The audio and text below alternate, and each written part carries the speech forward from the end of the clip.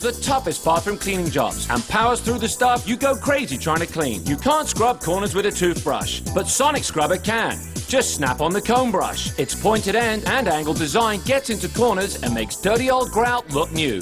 Its highly effective scrubbing even removes calcium and hard water stains. Then just snap on the softer bristle brush and let Sonic Scrubber go to work on fixtures. It contours to the curves, bringing back the shine. The secret's the Sonic technology. You get an amazing 3,600 powerful high-torque scrubs per minute, destroying dirt and grime on contact. Use the large bristle brush for bigger jobs. It's great for removing the ring of soap scum in the tub. Call now and you'll get the Sonic Scrubber plus 5 scrub brushes for just $19.98. But that's not all. Call right now, and for a penny more, we'll include a Sonic Scrubber for the kitchen and around the house. Just pay separate shipping and handling. Use it for the many everyday household cleanups. It even powers out burnt-on cookware messes, easily cleans up a dirty stovetop, and nothing's better for microwave spills and splatters. You get it all. A Sonic Scrubber for the bathroom, plus 5 scrub brushes. And for only a penny more, a Sonic Scrubber for the kitchen and household. A huge value, all for just $19.99. And ask about our special holiday offer on the Pro Detailer Sonic Scrubber for the car, boat, and garage. Sonic Scrubber is available at these and other fine retailers, but this offer is only available if you order now. Here's how to order. Call now to get your Sonic Scrubber for only $19.98. You'll get the amazing bathroom scrubber and a set of 5 brush heads for one low price. But call now and we will throw in a kitchen and household scrubber for 1 penny more. Call 800-591-7279 now. Hi, I'm Ronnie Deutsch. I've devoted the last 15 years to fighting the IRS. Without Ronnie Deutsch, I don't know where I would be today. They went to bat for me. They helped me out tremendously. Call me now and I'll send you a free copy of my tax guide that offers information on possible solutions to your IRS back tax problem. They gave us hope and they gave us our life back.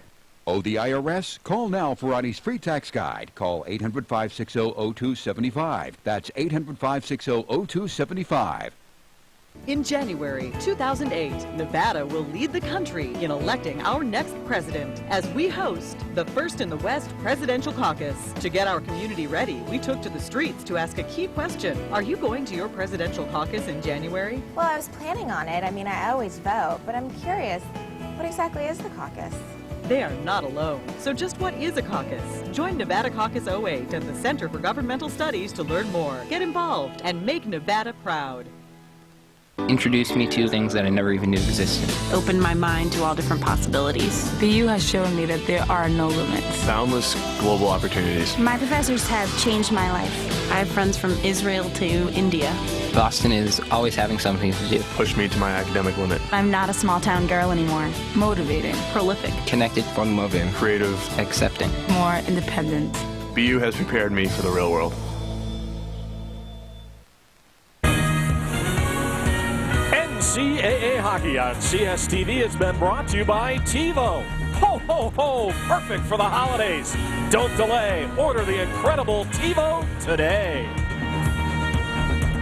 Welcome back to Manhattan at Madison Square Garden. Final tonight on CSTV. Boston University 6, Cornell Big Red 3. Let's take a look at the TiVo replay of tonight's game, Dave. Brandon Yip gets the third goal in a 3-goal outburst on a breakaway. Picked up a loose puck, took it outside, back to inside, froze the goaltender, got him to commit deep, and then fired one top shelf. Brandon Yip played very well tonight and has caught fire for BU. Well, a big win for Boston University and a big night for college hockey. Center stage, Madison Square Garden. A lot of fun, Dave. You know, with New York being my hometown, I never thought I'd see a college hockey game sell out at Madison Square Garden. I think it's great. I hope it continues, and I think that there are definitely some programs when matched up, including these two again, when matched up, can sell this building out and make it a super event for college hockey in the Big Apple. Well, a lot of fun. A couple of Eastern powers. Boston University wins it by the final score of 6-3. For Dave Starman and our entire CSTV crew, I'm Matt McConnell. For more, log on to CSTV.com, the ultimate destination for scores, news, highlights, and analysis. This has been a presentation of CSTV, the 24-hour college sports network from CBS Sports. So long from Madison Square Garden. Thanks for watching, everybody. Good night. Boston University victorious 6-3. You're watching CSTV.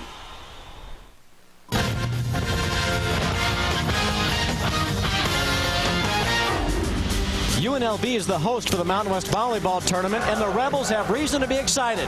Tonight, they're going for their first conference title. Their opponent is Utah. The surprise team of the tourney, the Utes are the 5th seed, but they've been focused. And if they win, they can keep dancing all the way to the NCAAs as the Mountain West champ.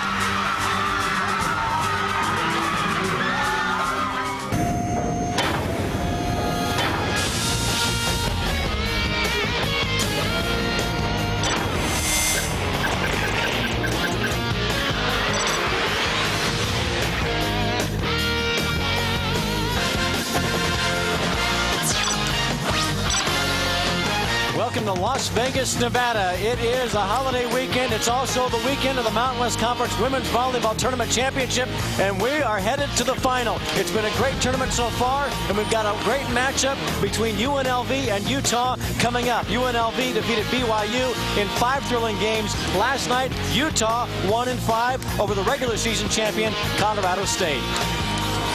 Hi, everybody. Along with Amy Gant, I'm Bill Dolman. Thanks for joining us here out in Las Vegas. And Amy, we've got 2 teams, one familiar face in this situation and another team in a new place. Let's first talk about Utah. They've been here before. They know what it takes to win a championship, but they came in as the number 5 seed. Has that helped them?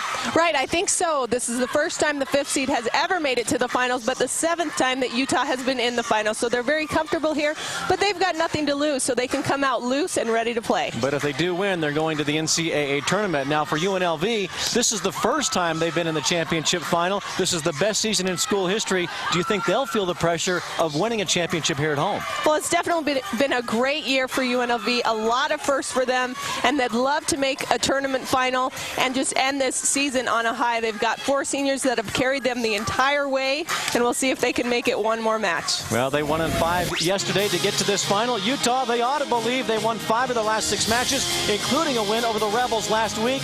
Meanwhile, UNLV, they want to keep that tournament trophy right here at home.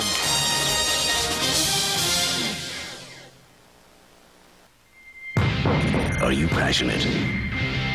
Are you dedicated? Are you competitive?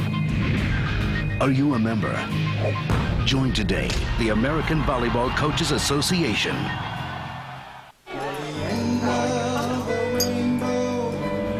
My pot of gold, your daddy's little girl, till heaven home.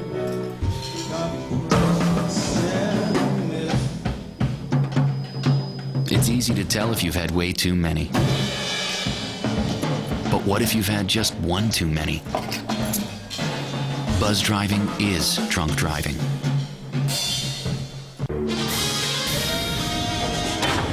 Volleyball on the Mountain is brought to you by Dodge. Live life to the fullest. Dodge. Grab life. And by Sinclair Oil. As American as it gets. Welcome back to the Cox Pavilion in Las Vegas, Nevada. This is the campus of UNLV, and tonight the hometown Rebels are taking on Utah in the Mountain West Tournament final. Beth Lanier's teams have been here before. Their 7th consecutive trip to the final. She's one of the best coaches in the country now in her 18th season. 12 times her teams have won at least 20 matches. Here's a look at her Sinclair starting lineup. Whitney Webb, Kate Robinson, and Catherine Haney are on the outside. Baird and Sandberg, the middle tandem. Stephanie Charlo will share the center duties with Keisha Fisher, and Connie Dangerfield is the libero. For UNLV, Lumsden, Alajova, and Walters are on the outside. Mira Montes had 34 kills in the semifinals, and Erin Greenwood is the other middle. Melody Nua is an all-conference setter, and Jada Walker, the best libero in the league. The head coach at UNLV is in her 4th season. Allison Keeley, 73 wins against 42 losses, but she's done miracles with this UNLV program. They've won at least 15 matches each of her seasons here, but this has been the best in program history, 23-5 coming into tonight. And here's a look at our Dodge keys to the match. And Amy, first of all, for the Utes of Utah. Well, last night against Colorado State, Utah was able to put more than 3 5-point runs on CSU, and that's what they're going to try to do tonight. Get a lot of runs, get on some momentum and attack that. All on the shoulders of Catherine Haney. She was incredible last night. She hurt the Rebels the last time these 2 teams played. She's going to be big. For the Rebels, they've got to use this home crowd. It's great for them to be on their home floor. The crowd was big in their win yesterday. And they've got 4 seniors that have carried them the entire way this year, and they're going to need them tonight in this situation, specifically Lauren Miramontes. who was just outstanding. Mentioning that crowd, it should get a little bit bigger as the night progresses because next door, UNLV and Nevada are playing a men's basketball game. That began about an hour prior to the start of this match. It should end at about the time we're midway through, so folks might sneak over and come next door just like those people are. So this crowd could get a whole lot bigger, and that may help out the Rebels as they take on Utah in this Mountain West tournament final. Utah has been here 7 consecutive years. For UNLV, it's their first trip to the championship match. They've got the advantage of playing at home, but they do have a little bit of pressure on them. Now, we talked to Allison Keeley before the match about her team. Is it nervous at all? Well, she said, I wish they were a little bit more nervous. She said, I don't sense the edge that I think we need to have for a championship match. Meanwhile, Utah has really played at a high level of emotion and sustained it through the first 2 rounds of this tourney. So we are set to go. Should be a lot of fun. These 2 teams split their regular season series, each winning on their home floor. Utah's win over UNLV came just last week in Salt Lake City at a time when Utah started playing its best volleyball of the year. The Rebels are in their home white uniform, and they get the first point of the match. Well, and no surprise that it went to Lauren Miramontes.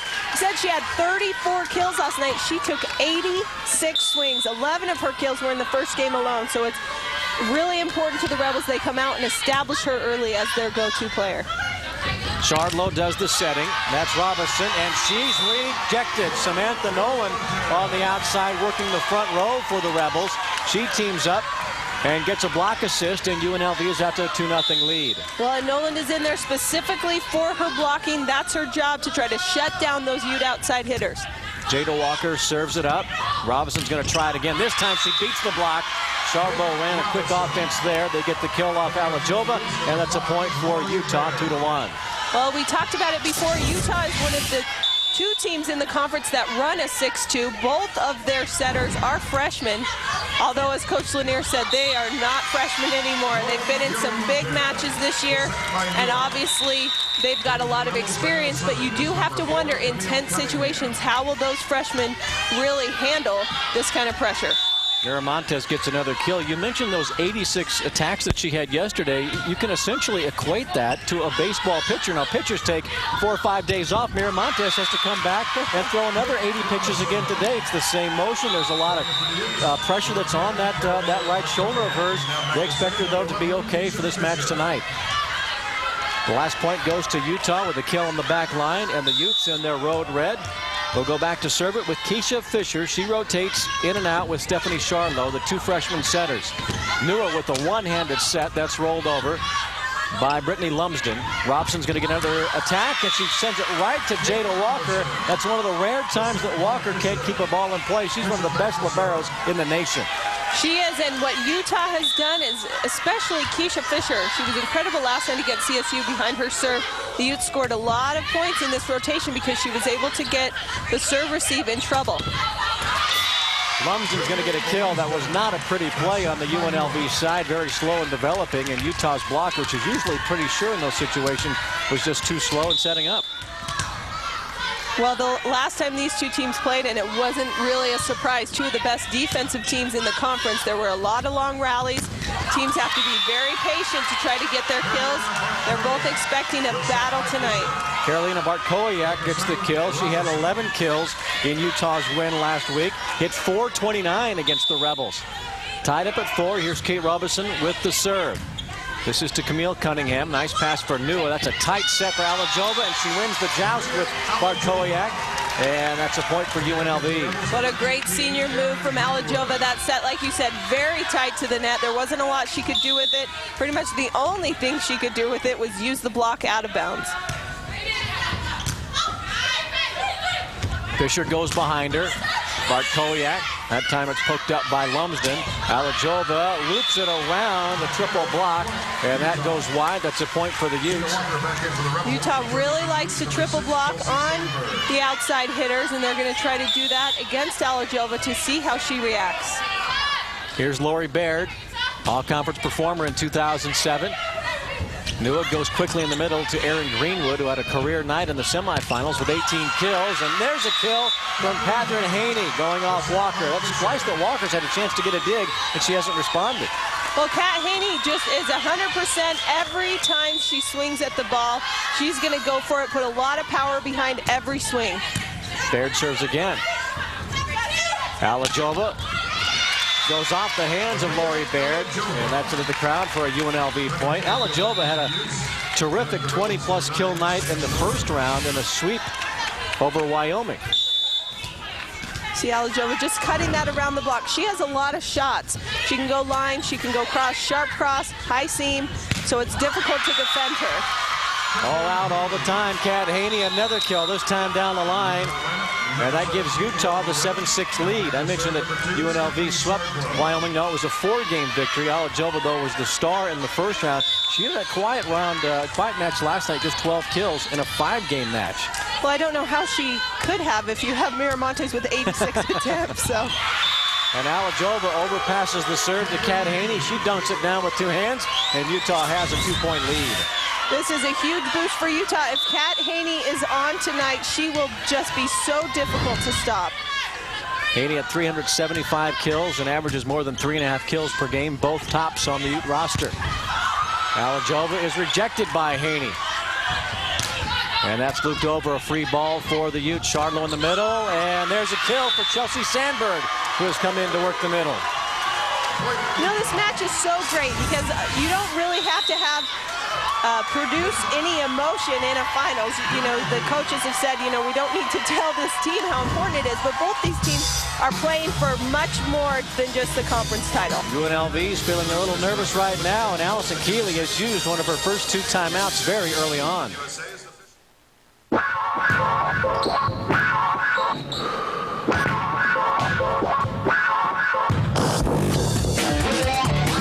Excitement.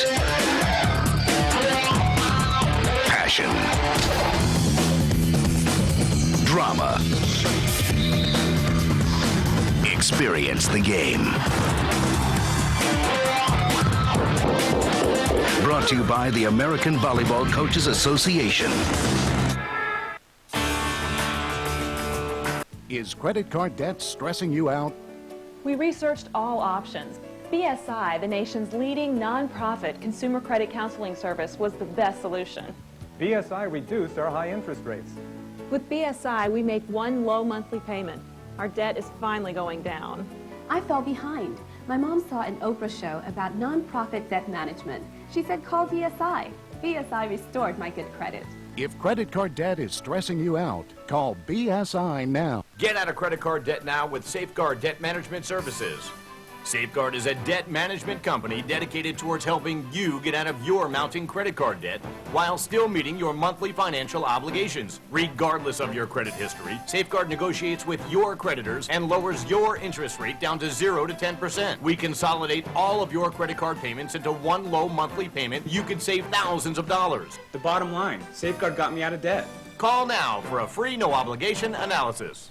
.com official store is the fast and easy way to get all of your officially licensed Mountain West merchandise and team apparel. With a huge inventory of top brands, great customer service, and $4.99 shipping on every order, the MWC.com will get you ready for the big game. Go to the MWC.com today to get t-shirts, jerseys, hats, polos, and more. The MWC.com, the reason why Mountain West fans are above the rest. Go behind the scenes of your Mountain West teams every Friday on the Mountain View. It's a full hour of conference coverage from the news team that shares your passion for Mountain West sports. The Mountain View, presented by Dodge, Friday at 7 on the Mountain. Allison Keeley using a timeout very early on. Her team trailing it by 3. That's not a huge deficit, but she obviously senses something that she doesn't like with the way her team has come out. Greenwood is dug up. That was by Charlo. Free ball opportunity for the Rebels. Nolan from the line. Dug again. Here's Haney, all out. Another kill. Haney 4 for 4. She's batting 1,000 right now and still in the front row. Yesterday, Haney in the semifinal round had 20 kills and 49 swings. She only hit 204. But she really turned things on in the last half of the match. And there's another point for Utah. UNLV is just not getting into system offensively. It's a 5-0 run for the Utes, and they lead it by 5. Well, and this is huge because obviously in that timeout, Coach Keeley said, you know, we've got to get our middles going. We've got to get the ball to net, try to get it to the middles. But the block for Utah has been so strong, the middles can't get the ball through. Whitney Webb had the block there. That's looped long by Greenwood. And the shoulders are dropping just a little bit on the UNLV side. There's some uncertainty in the hometown Rebels. They trail it by 6 now.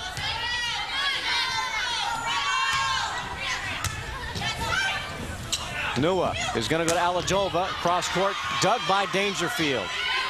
Dangerfield had a 29 dig match against the Rebels earlier this year. Alajova's going to try again, taking it down the line. That's put up in the air by Shardlow. A free ball play for UNLV. Nua goes to the middle, and again she's dug. Sandberg rolls it off the net for the point.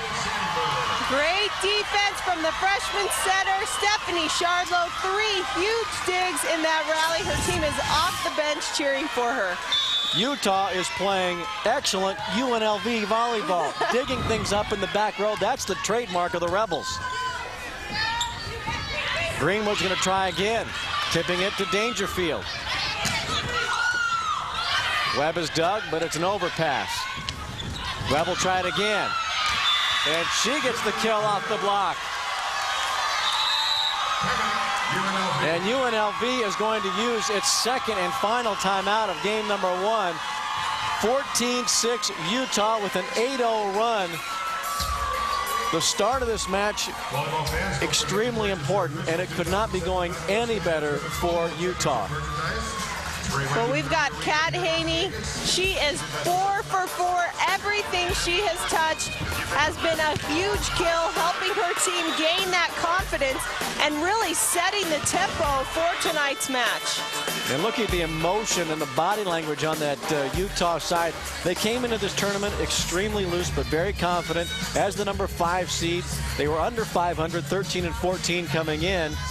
But they really played confidently. In Beth Lanier, the Utes head coach told us before the tournament, I think we're the best 500 team in the country, and they've proven it. They've had a tough schedule. They've worked hard. They've had some tough times this year, but I think they've really gone through that storm. And tonight, it's evident that this is a very good volleyball team. Well, it is, and they really had to come together as a team and work through those times all year long. And so, as a result, here we are at the end of the season, and they are tougher and stronger, and they fight harder, and now they're really enjoying kind of the fruits of all that hard work. You saw the hitting percentage.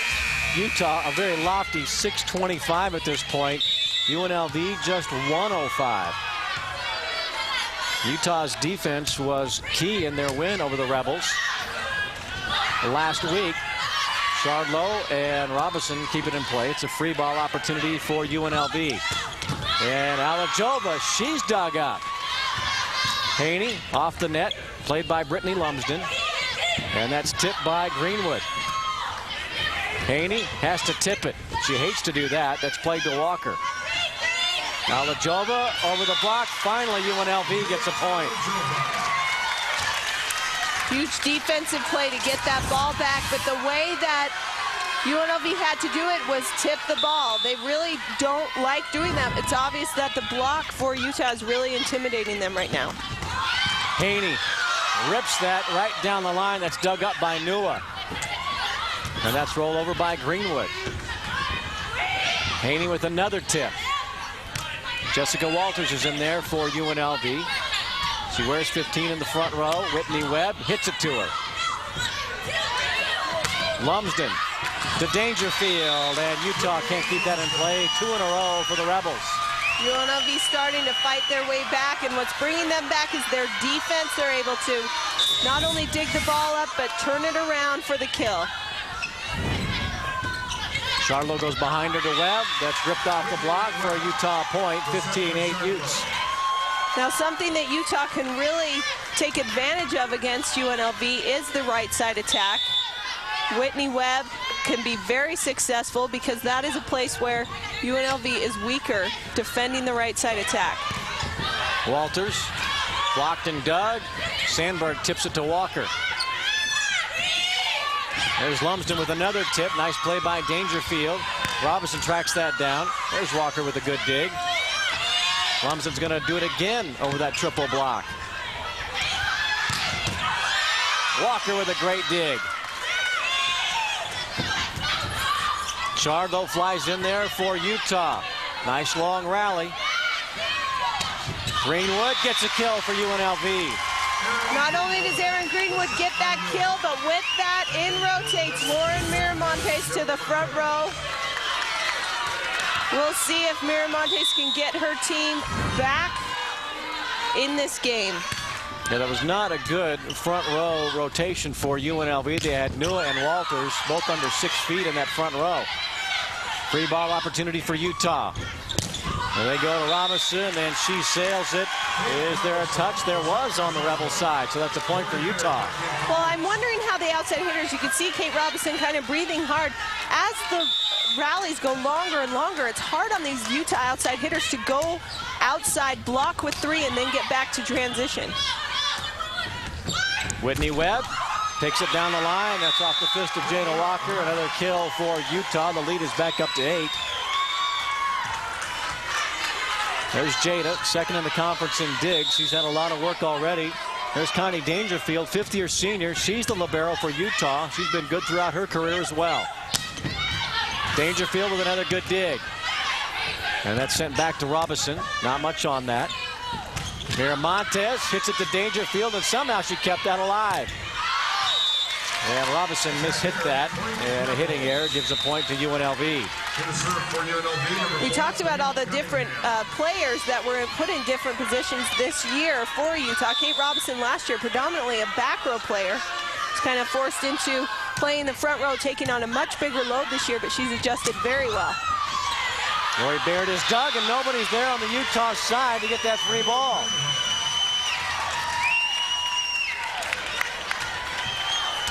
Six-point Utah lead. Here's Camille Cunningham, a junior from La Cañada, California, back to serve.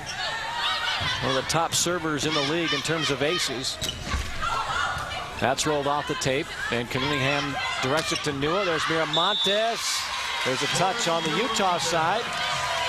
And a little run for UNLV to close to within 5. Great swing. Miramontes just nice and high off the top of the block and out of bounds. 3 in a row, and that gives a point away on the service error. It was a tough serve. Camille Cunningham, one of the best for the Rebels in her serving. Last night she was able to get her team a ton of points against BYU. Yeah, last night UNLV recorded 12 service aces in their 5-game win over the Cougars.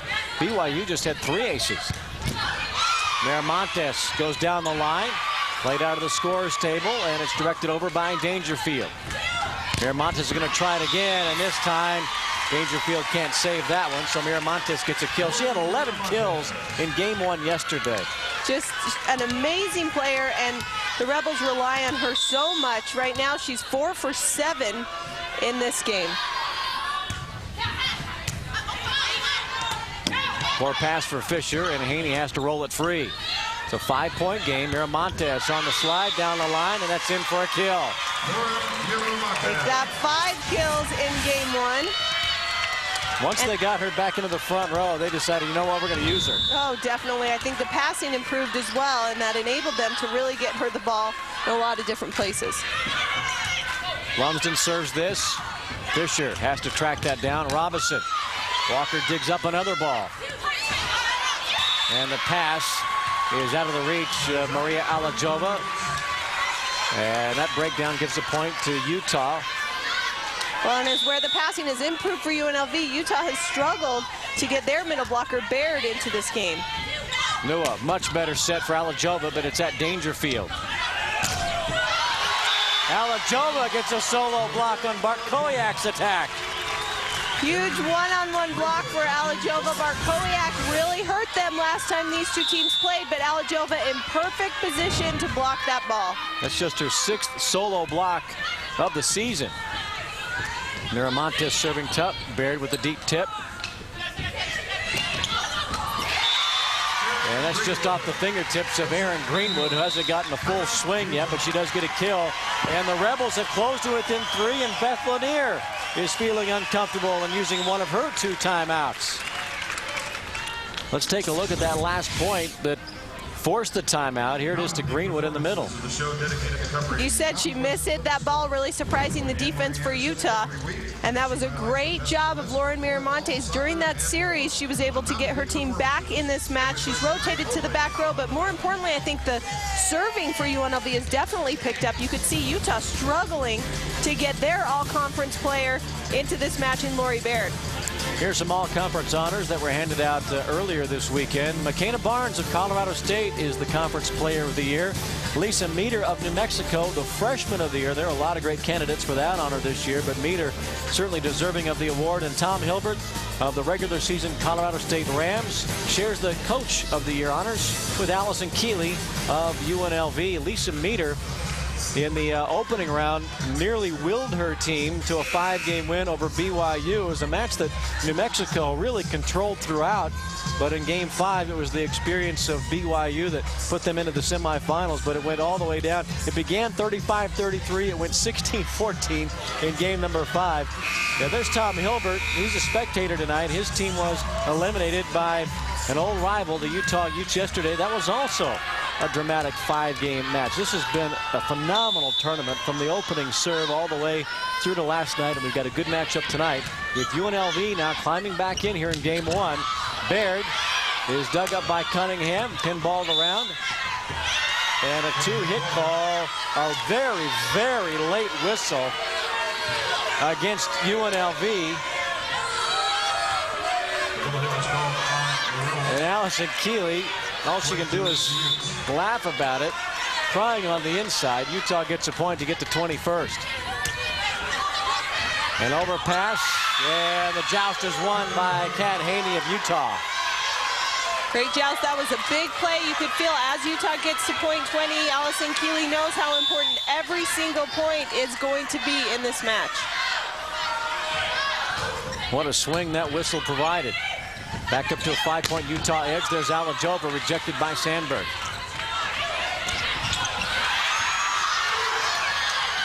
UNLV scrambles to keep that ball in play. Sandberg is dug by Cunningham. And Erin Greenwood's going to get another paintbrush kill. Right, the timing there in Greenwood just not there as we saw in this tournament, but she is getting her kills somehow, and that was a very, very lucky shot right there.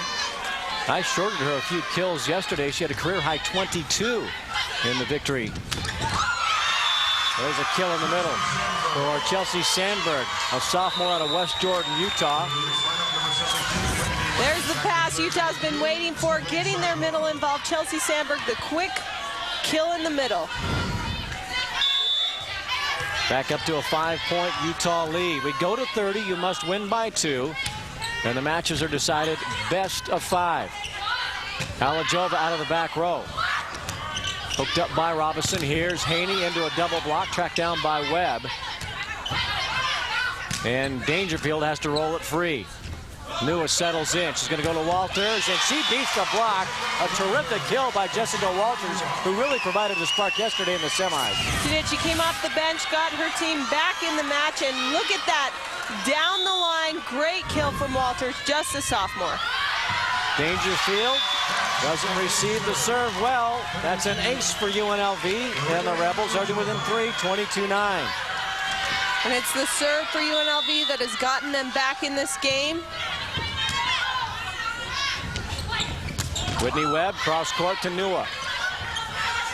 Dangerfield took control. Webb's going to take another swing, and the block is out of bounds at the point for the Utes.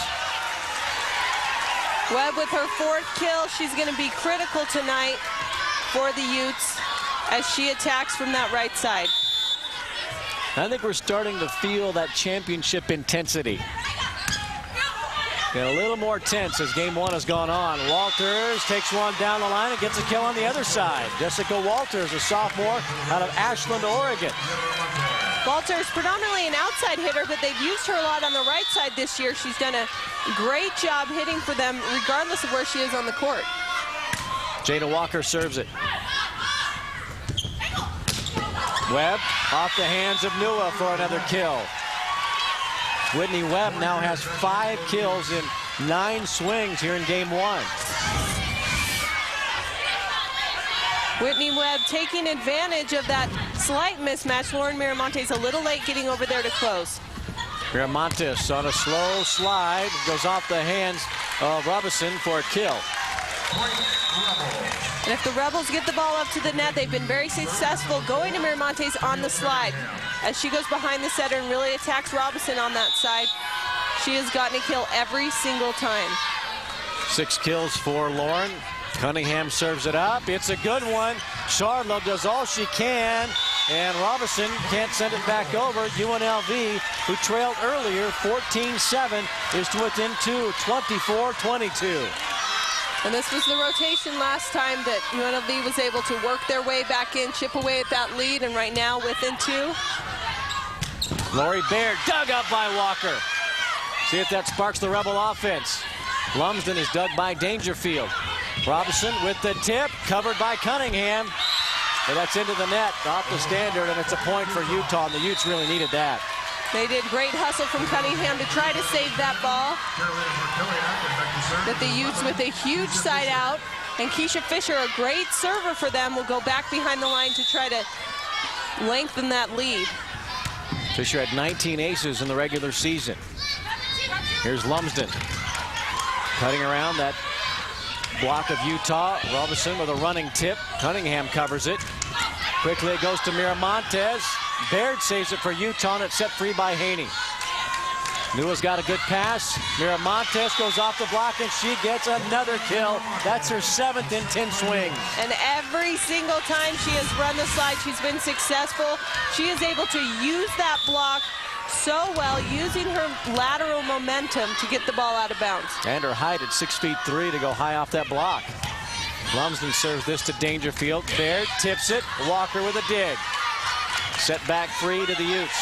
Keisha Fisher does the setting. Baird tips it again. Nua wasn't ready for it. Usually tips don't fall on the Rebels, and Utah has had to use it because their passing has really struggled. But Lori Baird gets the ball to fall, and Utah within 4. Robinson served this one. Alajova one-on-one with the block. Utah still keeps it in play. Bartkowiak is blocked out of bounds. 2 in a row for Utah. Now Allison Keeley has used both of her timeouts, so all she can do is sub players in to try and stop the Utah momentum. And Sara Neff will come in. She only played in 34 games this entire season, and this is her first action of the tournament. You can bet that this was going to go to Miramontes with Neff in the front row. Baird gets a huge kill in the middle. And the Utah bench is dancing. They can feel they're getting closer to a win in this game 1. Both of the last 2 points were really started by terrific blocking at the net. They were able to soft block the ball and turn it for a transition kill. Cunningham had to dig out that serve. And Alajova hits it wide. Utah's at game point thanks to a 4-0 run. 29-23 Utah. Serving deep to Cunningham. Miramontes hits it on the line. That keeps the Rebels alive in game 1, but it is still game point for Utah. Rally scoring, a point is scored on every serve. So Utah has some room to work, but they would love to put the Rebels away here.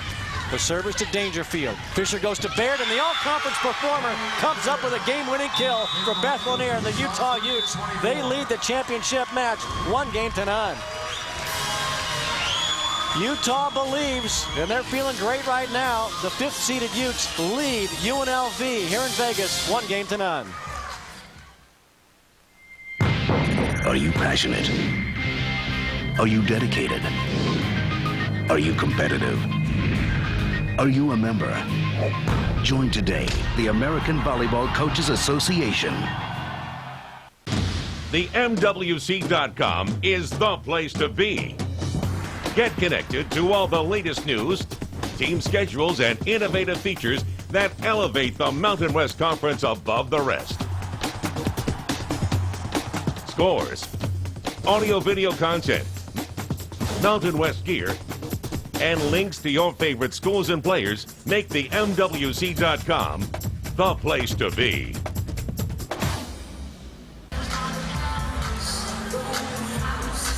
With Amy Gant, I'm Bill Dolman. Great to have you with us here in Las Vegas. And the biggest fan of Mountain West Conference volleyball is that dude in the bird hat. He has been here from the opening serve of this tournament. I'm not sure who he's cheering for, but he's been here, and we appreciate him being here and you joining us for this championship match. Utah has taken game one 30-24. They had a huge 8-point run midway through that gave them a big lead. Allison Keeley took those 2 very early timeouts. I think she sensed that perhaps her team was a little nervous, and they played kind of tight there in the middle of the game, but they did come on strong, closed the gap, just could not overtake Utah. Well, and Keeley knew that she wanted her team to come out really quickly and establish themselves, and they were a little slow, and like you said, it was that 8-point run that they could just never recover from as they came back. But definitely towards the end, we saw UNLV volleyball. We can expect to see it in game 2. UNLV this season finished the regular season with a 12-4 conference record, their most wins ever in conference play, no matter what conference that they've been in. The record coming into tonight, 23-5. They were the preseason number 4 team in the Mountain West. Beth Lanier's team came into this tournament 13-14. They finished 9-7 in conference play, the number 5 seed.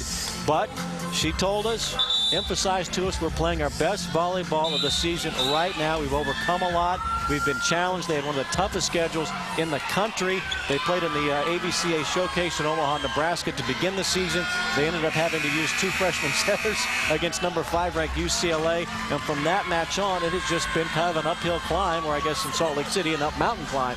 But nevertheless, once they got to the top, they've really developed some confidence. And I've been so impressed with their emotion this weekend. It's been very high, and they've never lost their enthusiasm for the game, which I think is important. Right, I think they've really have enjoyed playing. They've had to come together as a team. It hasn't been about individuals at all, because if they have been successful, it's been a team effort, and I think that's made them stronger because they've bought into that whole team aspect. They played 7 matches against ranked teams, won a couple of them, lost 5. They were challenged down the stretch. They played 6 of the last 10 matches on the road, and then they have to come here to Vegas and play the championship match against the home team, UNLV. Now, UNLV gets the first point of game number 2. Maria Alajova is back there serving it up for the Rebels in their home white uniforms, trimmed in red and black. Here's Kate Robinson, dug by Jada Walker. Jessica Walters starts up game number 2, and she starts it off with another kill. Big dig from Jada Walker to get that started. See, Robinson had a huge amount of court to hit into. Robinson's going to take another swing. Lumsden blocked her, and it's set free by Walters. Utah in system for the first time. Webb goes cross court. Nua digs this one up, and Alajova has to set it free. Charlotte does the setting. This is Webb again. This time Nua can't keep the ball in play. Utah's first point of game number 2. Whitney Webb, Utah's only returning All-American. She was a 3rd-time All-American selection, or 3rd-team All-American selection last year. Connie Dangerfield serves for Utah. Nua goes behind her to Walters, who goes to the other side. Same result as what we saw just a moment ago. She gets another kill, her second of game 2, and it's a 2-point lead. Walters is on the floor along with Melody Nua, who does the setting, and she wears number 3. Brittany Lumsden and Lauren Miramontes in the front row. And also out there is the libero, Jada Walker. She's wearing the dark-colored uniform. Utah gets a kill on that serve to draw to within 1.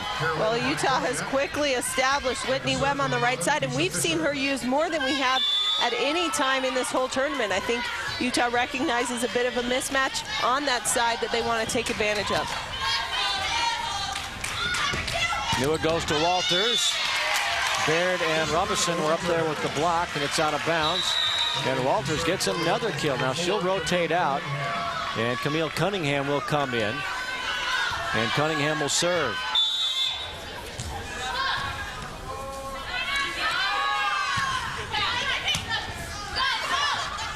Fisher goes in the middle to Baird, and she gets the kill off Jada Walker. Great, not only good kill for Baird, but she also was able to stop UNLV from scoring in their best rotation so far this game. Robinson serves, serving deep to Cunningham. Miramontes, that slide was so effective in game one. This time Fisher digs her, and Bartkowiak has to trim the net to get the ball back over. Miramontes gets a kill this time in more familiar surroundings, right down the middle. And UNLV gets a point and a 2-point lead. But that was such a tough set for Miramontes. The way she had to track it, she lost complete sight. She had to take her eyes off the block in front of her, the net, really her bearings on the court, but just showed what a great control she has as a player to get that ball in. Miramontes goes to the slide and gets another kill. Miramontes now has 10 kills, 16 attacks. She does not have a hitting error tonight. Not quite the same gaudy numbers we saw last night when she had 11 kills in game one and finished up with a UNLV record 34 kills and 86 swings, but she's been just as effective. Bartkowiak, that's off the hands of Cunningham, out of bounds. Utah gets its 4th point. And Utah continues to attack from the right side, whether it be Webb or Bartkowiak, whoever is up there. And that's something Allison Keeley said, you know, we're going to struggle with that if we don't get our block going, because Utah's in the 6-2, they always have an attacker on that right side. Miramontes this time is blocked. Right side attack goes to Bartkowiak. And Carolina Bartkowiak, a freshman from Aurora, Illinois, gets the kill. That's her 4th.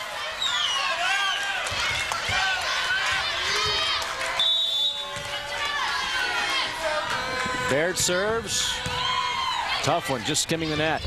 Miramontes, that set was too low. That's her 1st error of the night. That was a great play right there, but like you said, that set a little too low for Miramontes. She couldn't keep the ball in play. That ties it up at 6. And Miramontes dug up. And there's a kill out of the back row by Robinson. Robinson really just trying to keep that ball in play, puts a lot of spin on it, attacks the sideline, and gets the bonus kill. It's been a very efficient game so far for both teams offensively. That hitting error by Lauren Miramontes was the 1st error of this game for either team. Lori Baird goes back to serve. It's a 4-0 run for Utah. The Utes are on top 7-6. And Neff, who came in briefly in game one, gets entered into the match here in game 2. They go right to her. She gets a kill. That's a lot of pressure on Neff to come in a championship match, but she delivers. Great kill down the line. I would say Utah was surprised that they went to her. That's why they only had 1 blocker up. Neff's going to take another swing. Dangerfield comes through with a one-handed dig. Robinson sets it free. Here's Neff again. She gets another kill.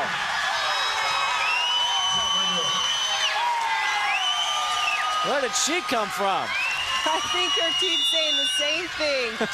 Great job. She's attacking the sidelines, and a huge, sharp cross-court kill. Utah's probably saying the same thing. Bartkowiak goes cross-court. She gets a kill.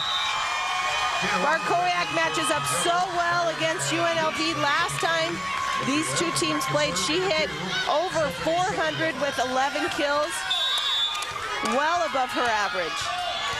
Provides a lot of personality, too, for this team. Shardlow, another freshman, is in there. She serves this up. Dangerfield with another dig. She's been dynamite. The block for UNLV results in a point. Melody Nua, the setter, gets up there. 5'7" setter, Melody Nua, with the huge block. Great position. Got a little help from 6'4" Erin Greenwood. Whitney Webb takes it down the line off Jada Walker. That was a perfect set for Whitney. She's a senior. She has 8 kills in her final Mountain West Conference match. And that's as confident as I've seen her approach really all year long. She's played well down the stretch. Her last 3 matches of the regular season had over 4 kills per game, hit .346, well above her season average, which was actually below 200. Here's Robinson one-on-one, beating Neff for the kill. great play. These freshman setters for Utah are doing a great job spreading the ball, really putting pressure on the block. They're having trouble. Greenwood can't get out there to close. Haney served that at Walters. Lumsden got her hands in there. Then it's a service ace for Catherine Haney. And Utah's coming back, and they've taken a 2-point lead. Well, on a 3-0 run, you can just feel Utah really feeds on emotion. They can turn that into a lot of points, a big run. We saw that last night in their match against Colorado State. UNLV wants to side out right here. Walters hits into a triple block. Robinson got her hands in there to stop that attack, but she couldn't control it. It goes out of bounds. Sara Neff, 3 for 4. She only had 45 kills the entire season, played in 34 games. She's a freshman out of Centennial, Colorado. Whitney Webb, dug up by Jada Walker. And Greenwood had an open look, and she hit it wide. Oh, there's a net violation. That's going to go against Utah, so the Rebels catch a break and get a point to tie it at 11.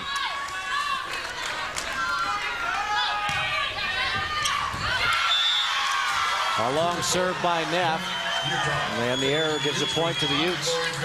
Well, and something I think Utah's done a good job, obviously UNLV, they don't make very many errors. They don't make unforced errors, whether it be serving or hitting, and that's one of the few ones that we'll see. Both these teams have been very, very good. You have to earn your points in this match. Webb got too creative with that set. Tried to direct it around that antenna. And it's a hitting error that gives a point to UNLV and ties us up at 12. 6th tie of this game already, and Jada Walker goes back to serve. Robinson is rejected by Walters. UNLV read that play all the way. See, Miramonte's not even staying with her middle. She read that so well, and that was Lori Baird. Utah really needs to get Baird into it to try to hold Miramontes. Whitney Webb off a couple of Rebel hands, and that's a point for Utah. Tied for the 7th time at 13. And here comes Keisha Fisher and Carolina Bartkowiak back in for Utah, replacing Shardlow and Webb. And Keisha Fisher serves it up. Driving it to Lumsden. Miramontes taps it over for another kill. Miramontes came into this match with 472 kills this season. She has another night like she did last night. She might reach the 500 mark, 28 shy. Right now she has 11. Baird off Jada Walker's left hand. That was a great reach from Baird. That's set very high. Keisha Fisher really making her middle reach for that ball over the block to get the kill. Baird goes 6-2. It's a pretty good choice if you're going to have a high set to have somebody like that go after it. Miramontes on that slide. Dangerfield is there to cover it after the block. Kat Haney. Boy, that was a tight angle. She was flying into the referee's stand and had to work around the antenna, and she's still able to get the kill. That takes us to our 15-point timeout. Utah gets there first. They have a 1-0 lead and a 1-point lead in game 2.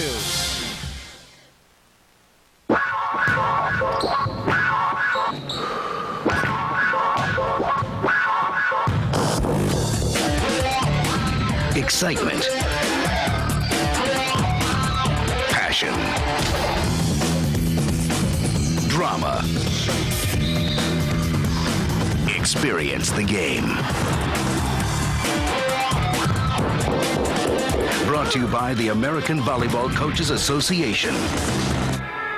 Why go to Fanstore.com this holiday season? Because Dad needs a new Gator Golf Club cover. We want bigger umbrellas for those Miami Hurricanes. My son's getting his very first Yankees hat. My wife would go wild for a Kentucky watch. Get your butt in gear this season.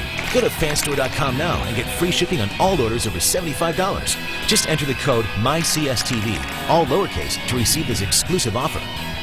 Fanstore.com, the one place to go to get everything you need for the holidays. Thursday night, it's live Mountain West men's basketball when Colorado takes on Air Force. Buffs coach Jeff Bisdelic returns to face his former Falcons team, led by new coach Jeff Reynolds, in a showdown in the Springs. Colorado versus Air Force, Thursday at 7 on the Mountain. Well, it's been kind of a party atmosphere this weekend here in Las Vegas. I guess it always is here in Las Vegas, but especially for this tournament. The folks have been enthusiastic. They've seen great volleyball, and we've got a great championship match between UNLV and Utah. Out of the timeout, the Utes have a 1-point lead. Punched up by Dangerfield and out of the back row. Robinson takes a swing at it. Here's Miramontes. Look at Dangerfield get there, but nobody helps her out. Dangerfield really is the heart and soul of this team. Emotionally, she's the leader for them. You could see her working so hard to get that ball. Dangerfield has 17 digs in this match already. Lori Baird, perfect set, perfect shot by Lori Baird. There's a play. You feel like Keisha Fisher really more willing to go to the middle. That's tough. She only has Baird for one rotation. Baird serves this, and she's going to get an ace. Ace serve credited to Lori Baird. It's her 27th ace of the season. Utah really working hard. They really want to hit that 20-point mark. Try to break open their lead just a little bit more. Miramontes into the hands of Chelsea Sandberg. She's going to get another tip here. And Bartkowiak hits it out of bounds. That's a point for UNLV. Great play. Lauren Miramontes using her height in that situation. That's set very tight to the net. She's able to forcefully tip it down for the kill. Fisher sends it to Kat Haney. Haney's going to get another swing. That's off the hands of Greenwood. Nua sends it to Neff. Blocked by Bartkowiak. Fisher sets it free. Lumsden gets the dig. Kat Haney again. Nua blocked that. Sandberg blocked by Greenwood. I don't think in that rally the ball ever got past the 10-foot line. It was all about blocking and covering. Erin Greenwood had 3 separate swings in that rally. Bartkowiak takes a run at it. Cunningham sends it to Nua, and Greenwood is dug by Fisher. Sandberg dunks it down. That's kept alive by Neff, who's going to get the swing. Everybody's scrambling. Dangerfield sets it free again.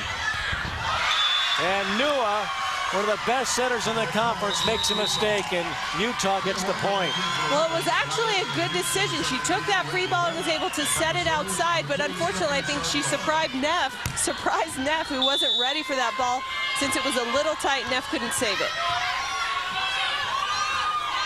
Shardlow serves. And Greenwood gets it on the line, gets a kill. That ties it at 18. Greenwood, 11th tie. not connecting as well as she has with Nua, but she continues to work hard to fight through it. Things are starting to get better. She has 5 kills so far. She's really working hard up at the net. Haney hits one too high, too long, and that's a point for UNLV, and the Rebels have a 19-18 lead. UNLV got off to kind of a tentative and sluggish start in game number 1. Allison Keeley used 2 very early timeouts, but now the Rebels seem to have really settled down and elevated their level of play. And gotten rid of the jitters, and Neff is there at the net to make sure that ball isn't returned, and the Rebels have a 2-point lead, and they get to 21st.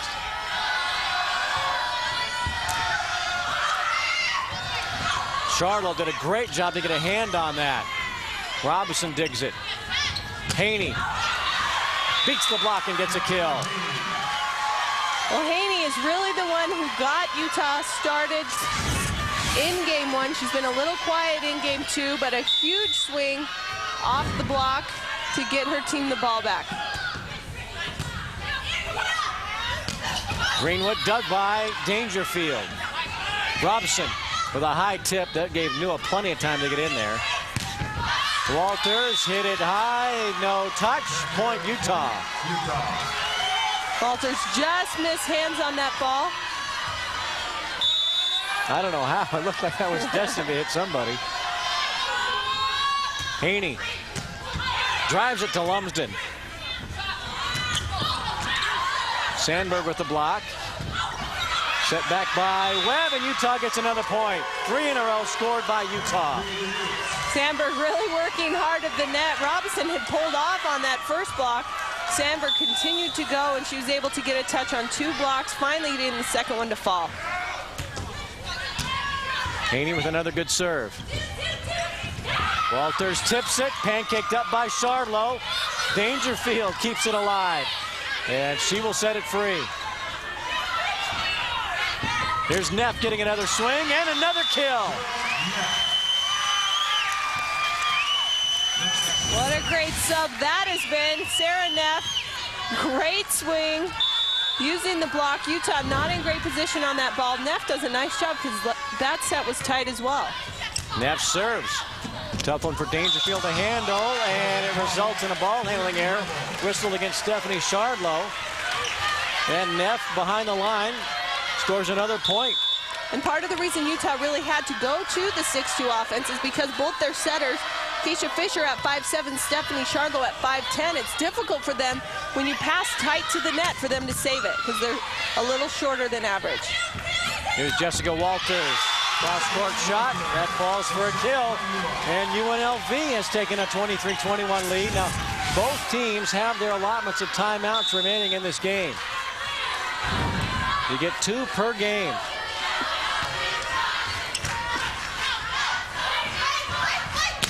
Robinson winds up and hits it long. That's a point for UNLV. A 4-0 UNLV run, and Utah is going to use its first timeout. At some point, Sara Neff is going to wake up and realize that she's playing in the Mountain West Conference Championship match. But right now, I think she's just playing on instinct. Well, I think everyone expected the seniors for UNLV to come out and lead the team. But so far, it has been the underclassmen, Sara Neff, the freshman, and Jessica Walters, just a sophomore, that have really carried this team. Okay, there's one thing about volleyball coaches that I've learned over the years is they, like baseball managers, really manage on gut instinct. And Allison Keeley there must be something in her that says Sara Neff is the person to go to tonight. We have not seen Samantha Nolan much at all since the opening moments of this match.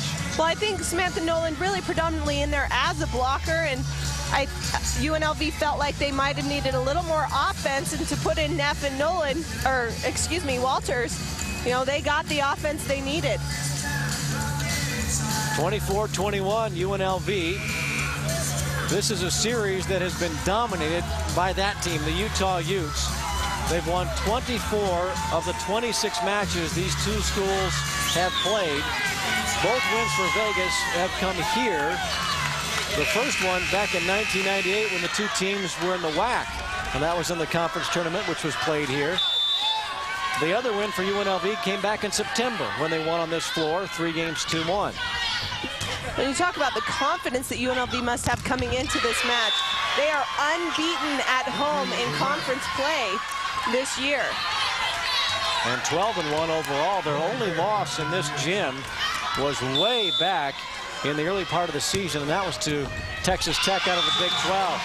Connie Dangerfield too careful with that serve and sends it into the net and gives UNLV a 3-point lead again. Well, and Utah had worked hard to get the ball back. They really needed to get another point there to try to earn back the momentum that they tend to feed on so well. That was the first service error of this game by Utah. Robinson splits the block and gets the kill. Utah gets the point, and here comes the substitutions of Fisher in the back row and Bartkowiak to the front row. Keisha Fisher, the Idaho High School Player of the Year last year. Miramontes is dug by Fisher. Bartkowiak times her jump, hits it to Walters. And here's Lumsden waiting for it, and she's blocked. Utah was just waiting for that ball to come back over. They really like to triple block on the outside. That's tough. You could see Lumsden really had to watch the ball the whole way. She totally lost sight of her block. Walters blocked by Robinson, but out of bounds. Point UNLV, and the Rebels maintain the lead. And Nua's doing a great job when she sets behind her because she's setting it all the way out to the antenna very quickly and keeping it tight so her players have an easy chance to just tool the block out of bounds. Camille Cunningham serves it. Fisher backtracks and goes to Baird, who throws it over, and Nua can't tap it back. A lengthy contact with that ball in Lori Baird's hand, but she gets the kill. Well, the crowd didn't like the set or the tip. An overpass to Baird, and she's dug up. And Miramontes rolls it free to Dangerfield. Here's Baird again. Off the block for a kill. Great transition again, and Utah starting to roll in this situation, tying it up at 26. And that's the 14th tie of this game, and UNLV uses its first timeout. Beth Lanier's team trailed by 3 when she used her first timeout. They've come back to tie it up at 26. Here's a look at the 2007 Mountain West Conference all-conference team. Well represented by a number of traditional powers. BYU had a trio of players: Rachel Dyer, Chelsea Goodman, and Erica Lott. McKenna Barnes, the player of the year, was joined on the all-conference team by her teammates Tanya Mokelke and Jamie Strauss. And Jeannie Fairchild of New Mexico led the league in kills. She also gets the nod, as does Lamita Smith, who represents TCU. 3 Rebels: Maria Alajova, Lauren Miramontes, both seniors, and Melody Nua, the junior setter. And Lori Baird of Utah, the lone Ute. And Rachel Smith, the all-time kill leader at Wyoming, also makes the all-conference team. It's been a terrific year for Mountain West Conference volleyball. And we talked about it so much when we reached the conference tournament that the winner gets the automatic bid. Now, who else will get in? And we really think that, based on what we've seen from BYU, has been ranked throughout the season. Colorado State's a perennial NCAA tournament team and the regular season champ. It's been a terrific year with UNLV, a high RPI, that if Utah wins this, all 4 should get in. They really should. It would be a huge surprise.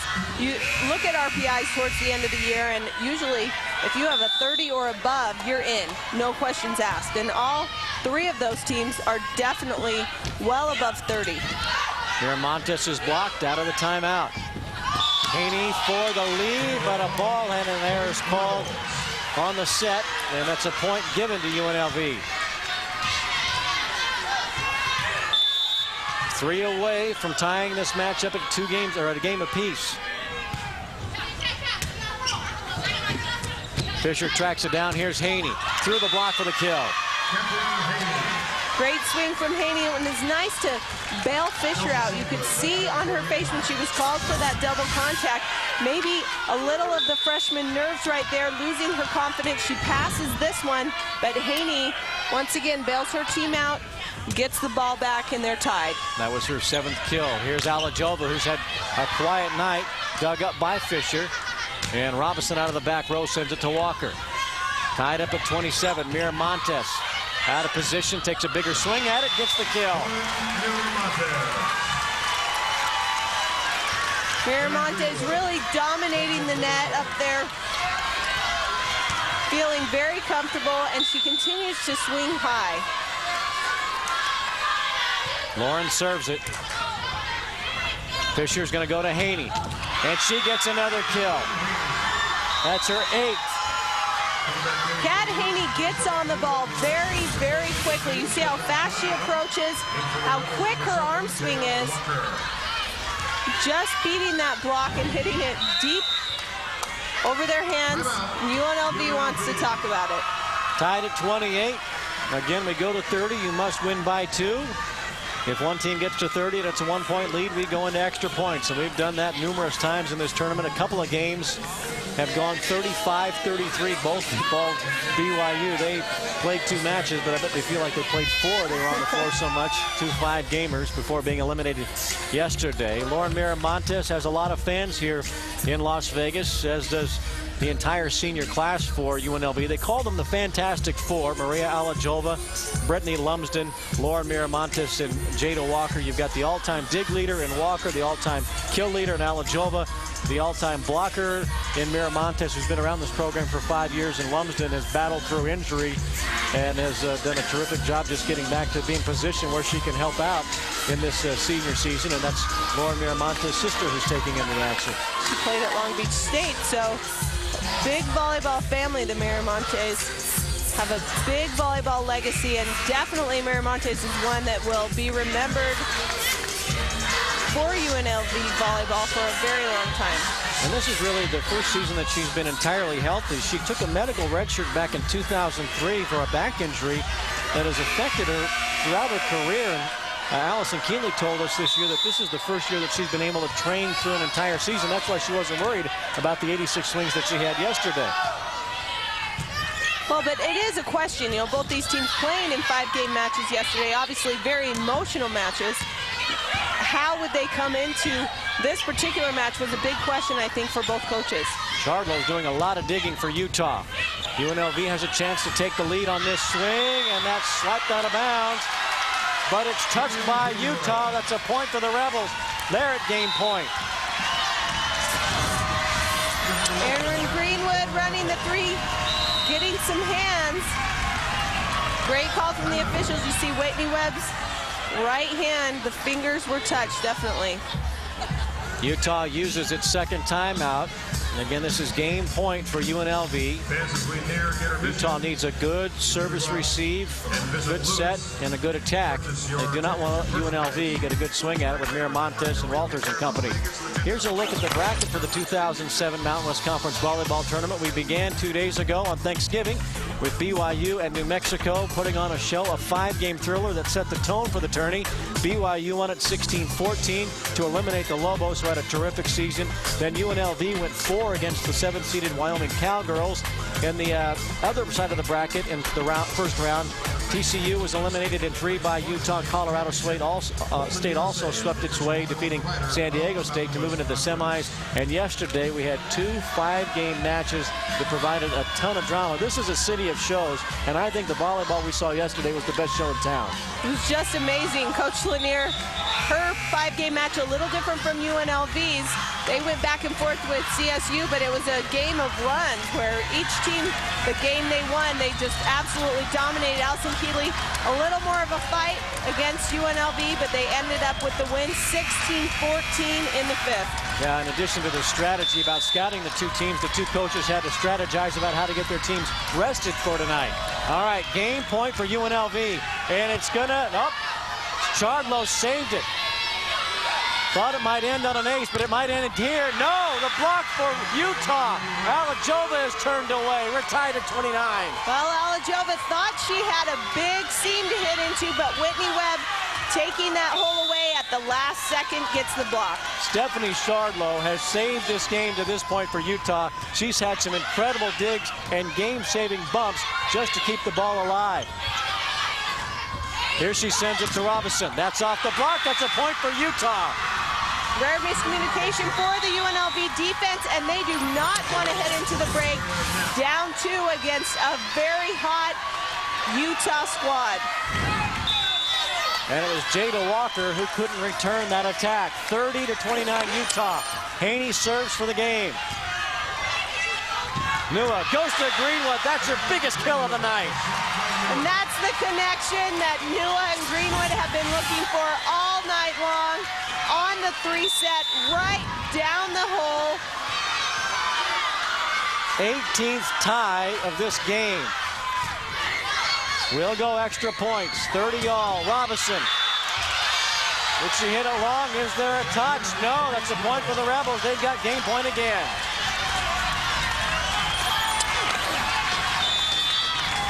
It's the freshman Sara Neff, seeing her most extensive time of the season in the biggest match of the season. Chardlow sends it to Robinson. Dug up by Neff, but it's an overpass. Whitney Webb gets the kill. Lori Bear back in for the Utes. We're tied at 31.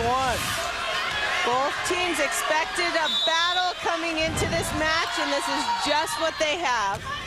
Dangerfield served it to Walker.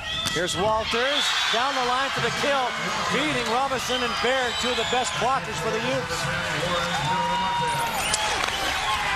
Big players make big plays. Walters, that was huge. This puts UNLV at another game point. Walker serves it. Good pass for Charlo. Robinson sends it wide. UNLV ties the match up at a game apiece.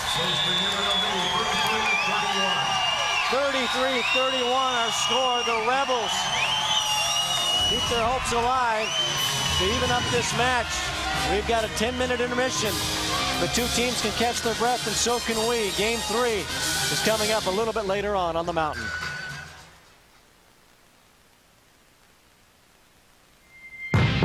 Are you passionate? Are you dedicated? Are you competitive?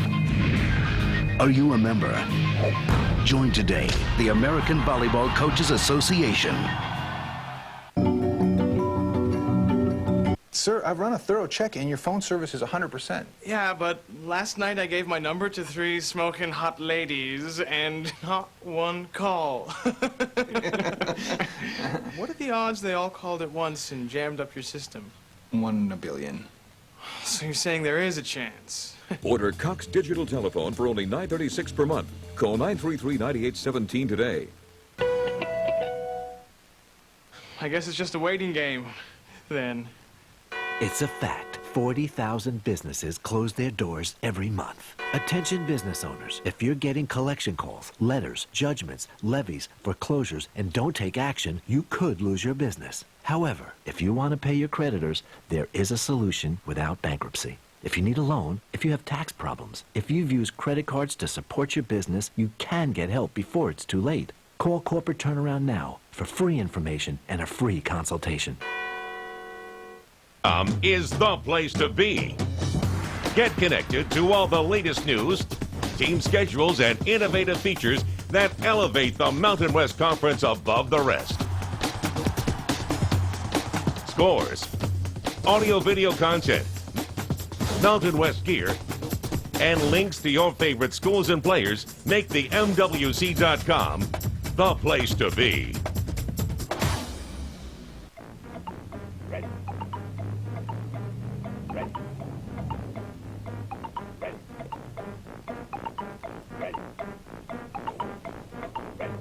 It can be a little awkward when your friend tells you he's been diagnosed with a mental illness. But what's even more awkward is, if you're not there for him, he's less likely to recover.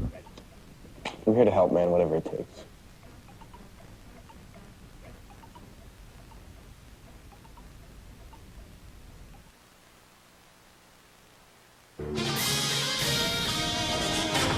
Volleyball on the Mountain is brought to you by Dodge. Live life to the fullest. Dodge. Grab life.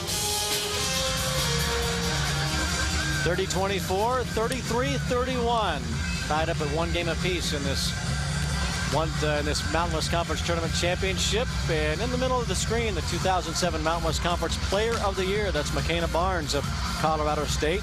Her team won the regular season championship, was eliminated in the semifinals in a 5-game thriller. That was won by the Utah Utes. She'll be back next year. She's just a junior. Let's revisit our Dodge keys to the match. First of all, for the Utah Utes. Well, they needed to make a run on the Rebels. They did that in game 1. A huge 8-point run allowed them to take game 1. Game 2 more evenly matched, and Kat Haney really slowed down a little bit. She came out strong in game 1, a little slower in game 2. See if game 3 can be a different story. I think UNLV at the end of game 2 really used the crowd. They were very into it, on their feet, yelling, and it may have shaken specifically the freshmen for Utah a little bit. So this crowd very much into this match. The seniors have definitely done their job. Lauren Miramonte's 14 kills already, but it's the underclassmen who have come out and really surprised us, I think, with their level of play and their composure in the tight down the line when it got close. When you take a look at the individual numbers for UNLV, if you were to tell me that Sara Neff would have more kills than Maria Alajova in the championship match of the Mountain West Conference Tournament, I would have told you were crazy, but that's in fact what has happened. Sara Neff came in, a little used freshman out of Centennial, Colorado, just 34 games on the year, 45 total kills. She has 4 kills and 9 swings. She served fairly tough, couple of key digs. Maria Alajova, the senior, the all-time kill leader for UNLV. 3 kills, 3 errors, 17 attacks. She may be somebody that Allison Keeley would like to start working in a little bit more, because if she gets hot, that's Alajova on your screen right there. If she can get into this match offensively, UNLV might be able to run away with this. Well, and I think what's great about both these teams is that it really isn't a one-woman show for anyone, so they can have different players really shine at different times, and they can still win as a team. So that's nice that pressure's off Alajova right now, but like you said, if she gets hot, that could be a whole different story for UNLV. Sandberg with the tip on the first serve of game number 3. Jessica Walters into a triple block, can't cover herself, and that's a point for Utah. The Rebels are in their home white uniforms, trimmed in black and red. There's Jessica Walters. On the other side of the net, the Utah Utes in their road red uniforms. They entered this tournament as the number 5 seed. No 5 seed has ever been in the tournament championship, but Utah has been in this situation many times before. 7th consecutive Mountain West tournament final for the Utah Utes. Now they misplayed that ball and give a free point away to UNLV. And here's Alajova serving it up for the Rebels. Webb with the tip, Walker with the pancake, but that's out of bounds. And it's a point for the Utes. And Whitney Webb really has come to this match ready to play her 12th kill. She's hitting over 500. And that is better than she has played, I think, the last half of this whole year. She's on the bench right now, along with Shardlow, and Keisha Fisher comes back in and serves it. An overpass on the receive, and it's terminated by Robinson. Great serve, Keisha Fisher. She was so crucial in last night's victory over CSU from her serve that she really gave the Rams a lot of trouble. She proves to be doing the same for the Rebels. Lumsden pushes it over to Nua. Lumsden's going to get the swing. Not much on that. That's at Dangerfield. Nice swing by Carolina Bartkowiak. The freshman gets the kill. That's her 6th of the match. She's hitting over 400. Bartkowiak does everything off one foot. So hard to read when a player does that. The block has a tough time setting up. Lumsden again does not receive the serve well. Tipped by Lori Baird into the hole of the donut. And that's a point for Utah, and it's a 4-0 Ute run. Great tip from Baird. You could see the defense for UNLV was there, but there were too many people, miscommunication. And UNLV is going to use another early timeout. Their first of 2 here in game 3.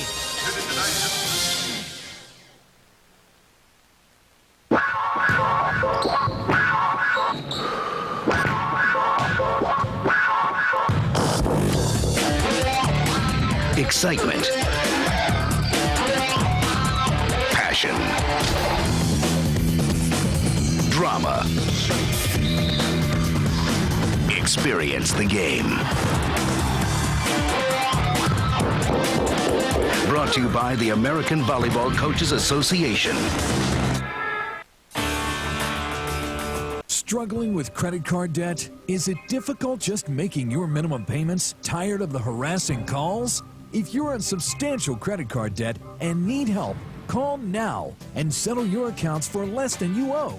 Call the Hermosa Group today to find out how you can quickly and easily eliminate your debt for less than you owe.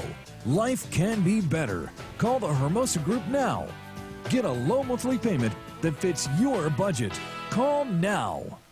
In January 2008, Nevada will lead the country in electing our next president as we host the First in the West Presidential Caucus. To get our community ready, we took to the streets to ask a key question. Are you going to your presidential caucus in January? Well, I was planning on it. I mean, I always vote, but I'm curious, what exactly is the caucus? They are not alone. So just what is a caucus? Join Nevada Caucus 08 and the Center for Governmental Studies to learn more. Get involved and make Nevada proud. 2008 Phillips 66 Mountain West Conference Basketball Championships, March 11th through the 15th at the Thomas & Mack Center in Las Vegas. Every Mountain West basketball team will compete to win the championship and an automatic berth into the NCAA tournament. For ticket information, contact your favorite Mountain West institution's athletic ticket office or log on to the MWC.com. The 2008 Phillips 66 Mountain West Conference Basketball Championships. Don't miss it. Allison Keeley, the determined look of the UNLV head coach, conference co-coach of the year, using a very early timeout here in game number 3. She used one early on in game number 1 when her team came out on a very sluggish start. They trailed 9-6, but that timeout proves to be a good one, breaking the Utah momentum. It was a 4-0 Ute run, and the Rebels now trail it 5-2, and Lauren Miramontes checks back into the front row, and Jada Walker serves. Good pass for Fisher. She goes to Bartkowiak. And that's bumped around by the Rebels and set free by Alajova. Baird rejected by Miramontes, who tips it back down. And UNLV gets another point. And a missed opportunity right there for Utah. Bartkowiak earlier in that play had nobody up. Jada Walker stole the kill from her. She's able to serve for another point. On the run, Robinson hits it into the net. It goes down as a 4-hit violation, and UNLV has scored 3 in a row on Jada Walker's serve. Now she serves for the tie. And here's Baird getting a much-needed kill for Utah, but I think you have to go back to that timeout call by Allison Keeley. Talk about knowing your team. That was a good call by her. Well, definitely. I think she didn't want a repeat of game 1 when she saw the Utes go on an 8-0 run that they could never recover from. Alajova sends it over on the service receive. Huge block. Utah scrambles, and it's a free ball opportunity for UNLV. Miramontes slaps it over for the kill. Miramontes with her 15th kill, a great set for Manua, kind of leading her, pushing her into the hole away from the block of Baird. All Miramontes had to do was kind of tip that ball down. That's her 15th kill, 30th swing for Lauren Miramontes. Kat Haney, hard off the block. Covered by Cunningham, and Miramontes gets a touch and another kill. You know, it seems like Miramontes is having a quiet match because of last night where she took 86 swings and had 34 kills, but amazingly, we're just beginning the 3rd game and she already has 15. Bartkowiak goes cross court. That ball is just wide. And UNLV has come back from a 5-1 deficit to lead 7-6. 3 in a row scored. And Jessica Walters serves it. Too many unforced errors right now on Utah's side. 2 hitting errors, a missed serve. That's 3 points given away to UNLV. Not too many service errors in this match, just 3 combined in the first 2 games. Tied up at 7, Baird with a good serve at Cunningham. Miramontes adjusts her approach. There was not much on that. Here's Kat Haney. There's a lot on that. She gets the kill. And Utah needs Kat Haney to get hot this series while she's in the front court.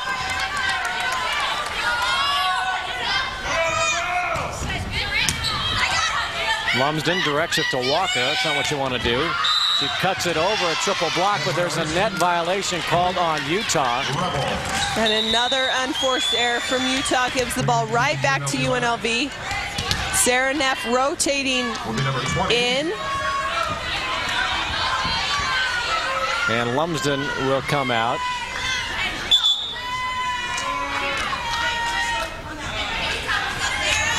And so Neff does check in, and here comes Maria Alajova.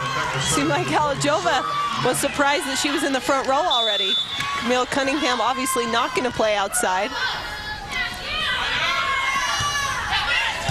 Nice serve. That's by Sara Neff. Finger rolled over by Bartkowiak. Miramontes high over the triple block, and the back row defense breaks down for Utah, and UNLV takes a 9-8 lead.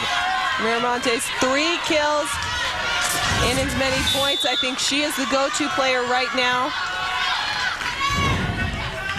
And it doesn't matter if she has a double block, even a triple block, she's putting the ball away. Great serve by Neff. And this is Miramontes. Punched back over by Bartkowiak. Lauren's going to try on the other side. This time the slide is not effective. Bartkowiak rolls it over. Jada Walker is there. Here's Alajova. There's a great transition play, very fast to the outside, one-on-one, and Alajova inside the block and down for the kill. That's her fourth. Neff's serve just skims the net. And a back row attack is whistled against Utah. Another unforced error and 3-point for UNLV. And Bethlenaire is tired of seeing her team give away these holiday gifts to UNLV. It's only a 2-point lead for the Rebels, but you get the sense that Utah is just really not in sync at all here in game number 3. They had a brief lead 5-1, but all that momentum has gone completely out because UNLV scrambles so well. If things get out of system, that's when they get even better. They do, and I think that timeout just becomes all the more important. Allison Keeley doing a nice job to stop that momentum early from Utah and get her team back on track. Celebrate the conference's best every week on Mountain Peak Performances with the latest news from volleyball, soccer, and more. It's the most in-depth coverage anywhere of Mountain West Olympic sports. Mountain Peak Performances Thursday at 6 on the Mountain. 11-8, UNLV has the lead on Utah, and that's going to require a whole lot of work if that thing is full. Well, she knew yesterday how long we were here. I'm sure she's expecting a long match. Yeah, if she's going to work on that tub of popcorn, that might take her well into the evening and well after this match is played. Bethlonaire's team has used its first of 2 timeouts. Both teams have 1 remaining here in game 3. This match is tied up at a game apiece with Utah winning game 1, 30-24. And UNLV won game number 2, 33-31. Fisher does the setting. She goes to Haney.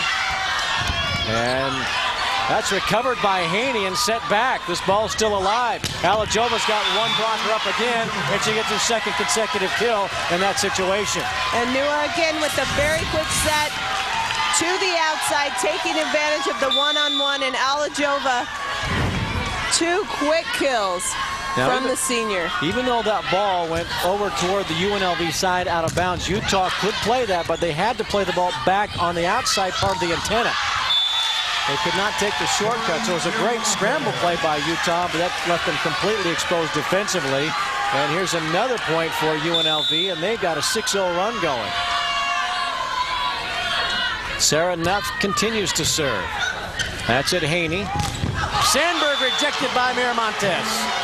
Miramontes does a nice job. She's used to being the only one blocking solo in the middle, so she makes great reads with her hands. Watch her drop her hands into the right spot, blocking that ball straight down, and UNLV on a run of their own right now. Similar run to the one that Utah had back in game 1. A service ace for Sara Neff.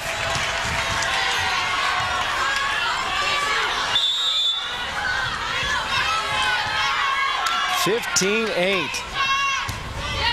I'd say that early timeout taken by Allison Keeley was a brilliant move, not just a good one. And there's Miramontes with another block for the point. Miramontes is in right front right now, and you can bet the Utes are just waiting until she rotates to the back. You get a 5-0 run in rally scoring, and that's pretty lengthy.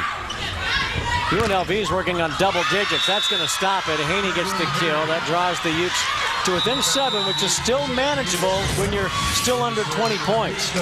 Right, but they've got a long road ahead of them. Great kill from Kat Haney to get them the ball back, but they've got a big hole to climb out of. It was a 9-0 run for UNLV prior to that kill by Haney. Charlotte takes it down the line. Nua is going to go to Miramontes. She tips it. Great court vision to find the open area. Laura Miramontes really just took control during that whole series in the front row. Both blocking, hitting. She was moving very well along the net. She will serve. Haney sails one. And there's a touch on the UNLV side. That's a point for Utah. Actually, a net violation. That's where the touch was. And Haney will serve again. Miramontes has gone to the bench. Walters is back in there. Alajova unchallenged by the Utah block. They're really breaking down on the right side. Well, they are. I think that UNLV did a nice job establishing the middle, and that's holding those middle blockers, leaving the one-on-one for Alajova, and she's taken advantage every single time. 3 for 3. Charlo got away with the carry. Set up for Sandberg, and it's dug by Neff. Walters tips it. Webb with a nice play as she was going down. Here's Greenwood off the triple block. Utah settles in. Robinson, block covered by Dangerfield. Webb down the line, but wide. Right now, Utah really missing their opportunities defensively. They're getting the ball up, but they've given away way too many points on unforced hitting errors. Nua drives it to Dangerfield. Webb again hits it down the line. 20-10 Rebels. Beth Lanier is sitting on her second timeout. Melody Nua, 44 set assists. And nearly an ace. Robinson, and she hits it. This is as unsure as Utah has looked in this entire tournament. And they're down by 11. It's a 5-0 run after a 9-0 run for UNLV. Well, it just seems like the Utes are just pressing a little too hard, trying to go for the huge kill instead of just doing what they do, being patient and relying on their defense to get them the ball back. UNLV fans are already feeling good. The Runnin' Rebels men's basketball team next door in the Thomas and Mack Center just defeated their arch rival, the Nevada Wolfpack. UNLV won that by 12, and so I think some of the folks, as we anticipated, who were taking in the men's basketball game, have made the trip across the concourse to fill the seats behind us.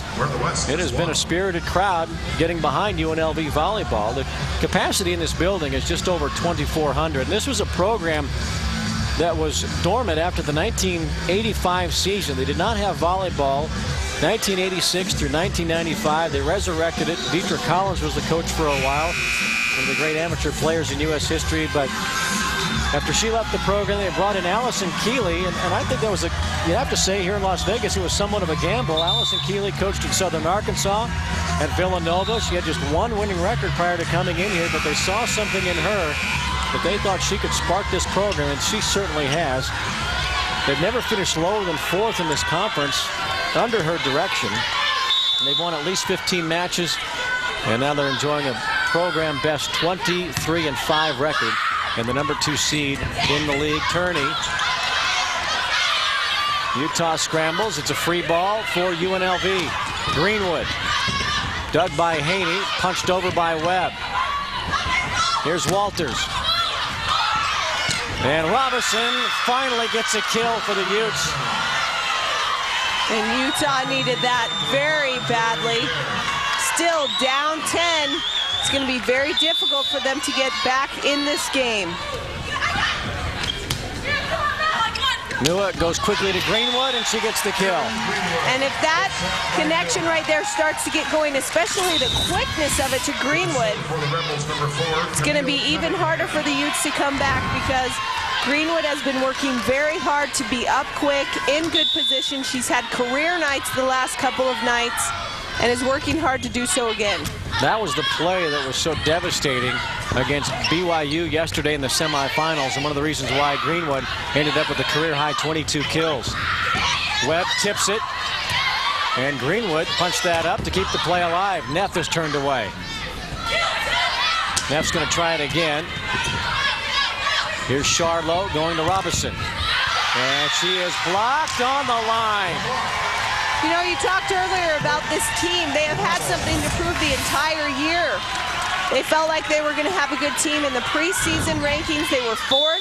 They were very surprised by that, and so they've had a bit of a chip on their shoulder all year, trying to prove everyone wrong in the conference. I don't think anyone is doubting UNLV at this point. Everything's going right for them. And Neff cuts it on the outside of that triple block, and she gets another kill. That's her 5th. Well, and this is the point where UNLV, not only do they look to win Game 3, but they look to keep that momentum as they head into Game 4. Whitney Webb, way off the net. Another UNLV run, this time 4 in a row. Here's Camille Cunningham to serve it.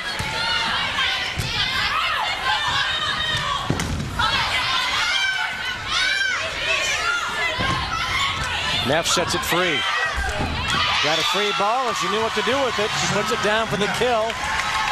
Well, Utah really struggling right now. They need to fight at the last part of this game to try to get things back on track, get some semblance of normalcy, because right now UNLV is absolutely just running all over them. There's a kill for Lori Baird. Finished strong in this game, and you might steal some momentum for Game 4.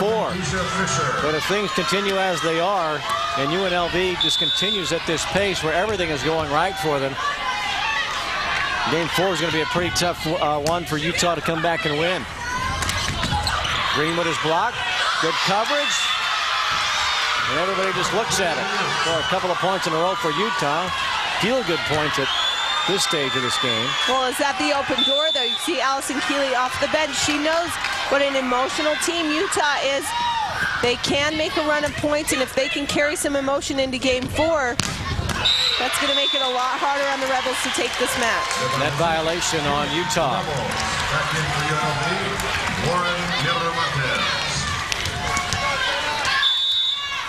And here's Jada Walker. Using all of the tape and getting an ace. Jada Walker is so important to this program. She's really the heart and soul of their defense, and defense is what they're known for, but a terrific server as well. Another good serve played by Robinson. She'll approach it from a standing start. Miramontes in a joust, loses that. Robinson tries it again, and she gets the kill. Great spot from Robinson to go cross court. There was no defensive player around. She could see that hole, and she'll go back to serve. 28-14. Jessica Walters. And that's set free. Here's Neff. Great dig by Dangerfield. Haney didn't have much on that. Miramontes turned away. Bartkowiak on the run. Nearly knocks Walker down. She kept it alive for UNLV to get the point and come to game point. Jada Walker was everywhere, covering her hitters, digging the ball. Such an incredible player. She has 22 digs tonight. And most of them of the highlight variety. There's a kill for Kat Haney. Still game point. And they got a whole lot of margin for error to the Rebels, leading it by 15.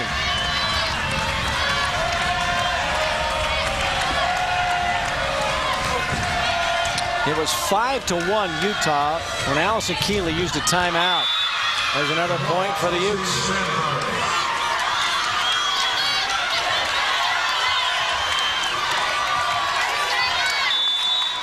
And a glance at the scoreboard, it says 29-16. Baird goes to Walker. Can Neff in this game?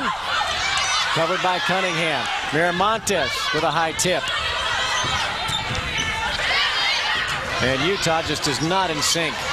Miramontes hammers it down. Chicken winged up, and it's sent over to the other side for a kill. It was a smart play initially from Miramontes. She put that free ball on the setter, Keisha Fisher. Utah very much out of sorts, but off of the dig off Lori Baird's shoulder, somehow Keisha Fisher punches it to the backcourt, and Utah stays alive. Those were the points that UNLV was getting throughout this game to build this huge lead. Now Allison Keeley has used her second timeout to calm her team down and stop the Utah momentum for the time being.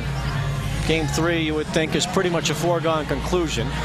And if UNLV holds on, and it would take a miraculous comeback and a total collapse for UNLV to not win this, they would take a 2-1 lead.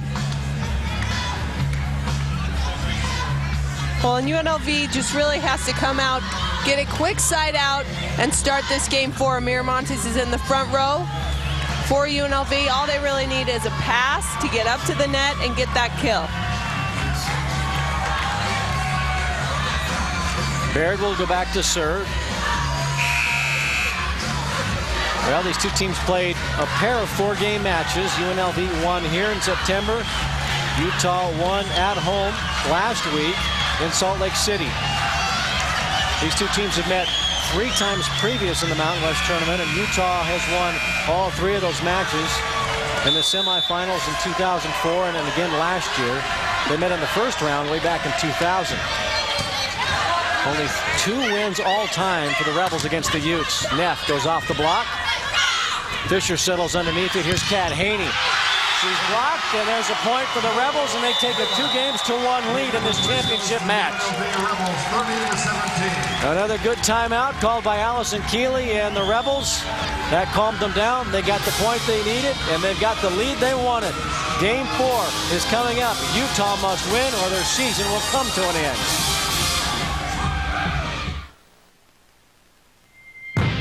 Are you passionate? Are you dedicated? Are you competitive? Are you a member? Join today, the American Volleyball Coaches Association. Catch the excitement of the 2008 Mountain West Conference Men's and Women's Basketball Championships, March 11th through the 15th at the Thomas & Mack Center in Las Vegas. Every Mountain West basketball team will compete to win the championship and an automatic berth into the NCAA tournament. For ticket information, contact your favorite Mountain West Institution's athletic ticket office or log on to the MWC.com. The 2008 Mountain West Conference Men's and Women's Basketball Championships. This season, you can watch all your favorite Mountain West Conference sports. Here come the Cougars to get it ahead to Balderson, and he flushes it home. And all your favorite Mountain West Conference teams. As the New Mexico Lobos are going dancing with the automatic bid. In all the big games. He'll roll right, left it go. Finds his guy, touchdown. Thanks to our trio of networks, including The Mountain, CSTV, and Versus. Not only do you get hundreds of games and thousands of hours of in-depth analysis, you also get behind-the-scenes features and coverage of all Mountain West Conference championships. Straight up the middle, here comes Walker, and the TCU Horn from repeat. The Mountain West Conference Networks, your place to catch all the action.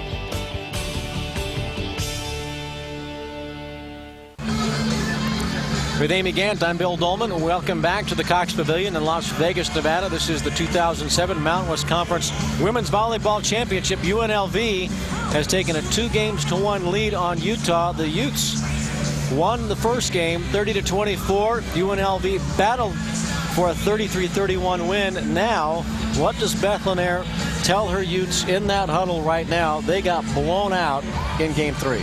Well, they were serving pretty tough, though, so I think the serve is fine. What they need to do is to be able to really transition the great defense that they have into some kills and cut down on their unforced errors. Utah had 10 hitting errors, 13 kills in game number 3. Both teams were fairly efficient, or have been efficient hitting in this match. Utah's numbers have dropped down to 237. UNLV has bumped theirs up to 288. But it has been well played, but more unforced errors, as you talked about. That was really the problem for Utah, and it's been uncharacteristic of them in this tournament. They played very efficiently. They played, I'm not going to say emotionally, they played enthusiastically. And I think they need to recapture that enthusiasm if they're going to match UNLV here in game number 4. If the Rebels win this, they win their first conference championship. You know they're feeling good right now. They are. Definitely things started to roll. You can see a lot of players just really find their groove. Melody Nua setting the ball to perfection in that game, and Utah really didn't respond. Jessica Walters has had a good match so far. 10 kills for the Rebels. Utah won game number 1. Greenwood has 9. Laura Miramontes leading the way for UNLV. 21 kills, 44 swings, just 2 errors. She's hitting .432 in this match. leading the way for Utah. They've had good balance. 4 players in double figures in the kill category, led by Haney's 13, Robinson and Webb with 12 apiece, and Baird has 11, and Utah gets the first point. Serving tough, and UNLV with a hitting error. And back to serve is Keisha Fisher. This is to Walters. Not a good pass. She'll get the tip. Baird makes a nice play, as does Haney, just to save that. Greenwood was off balance, and Utah was waiting. Credit Kat Haney for saving that and getting the point. Haney running all the way from deep in middle back to save that ball, get her team the point. Good start for Utah. They've scored the first 2. They did lead 5-1 in game 3. Allison Keeley used a timeout to calm down her team, and then they just raced away from there. Well, and Alajova really, I think, gaining some confidence in game 3 when she had those one-on-one kills. Now she's able to come out, really hit her shots. Walker hits that out of bounds on the other side. Point for Utah, 3-1. Lori Baird connecting very well, getting some heat on that ball. For Baird, that's her 12th kill. Good tough serve to Lumsden. Walters tipped that. Lumsden's going to try it, tipping it deep. That's covered by Robinson. Bartkowiak turned away, and Robinson got sucked in toward the middle of the floor, and Dangerfield poked it away from her. Now Robinson ready to dig that ball. Dangerfield didn't know she was there. Serving is Jada Walker. And here's Haney. Over the block and long. That's a point for UNLV, and we're tied at 3. Kat Haney's such a competitor. She just goes up and swings. Doesn't really affect her. If she can let things go, if she gets an error, is right back ready to fight again. Haney has to roll that free. Miramontes hits that long, and there is no touch. Oh, now they say that there was. Well, that's a very late call. And I'm not sure where that was. Didn't look like that ball changed directions, and it's a service ace for Walker. Talk about a ball changing directions. What a great serve. Jada Walker gets a lot of movement out of that serve. It was 3-1 Utah. It's 5-3 UNLV, a 4-0 run. Another good serve. This is at Dangerfield. Baird takes a swing. Nice block by the Rebels. Lumsden blocked by Haney. Miramontes blocked by Baird. And Baird got away with one.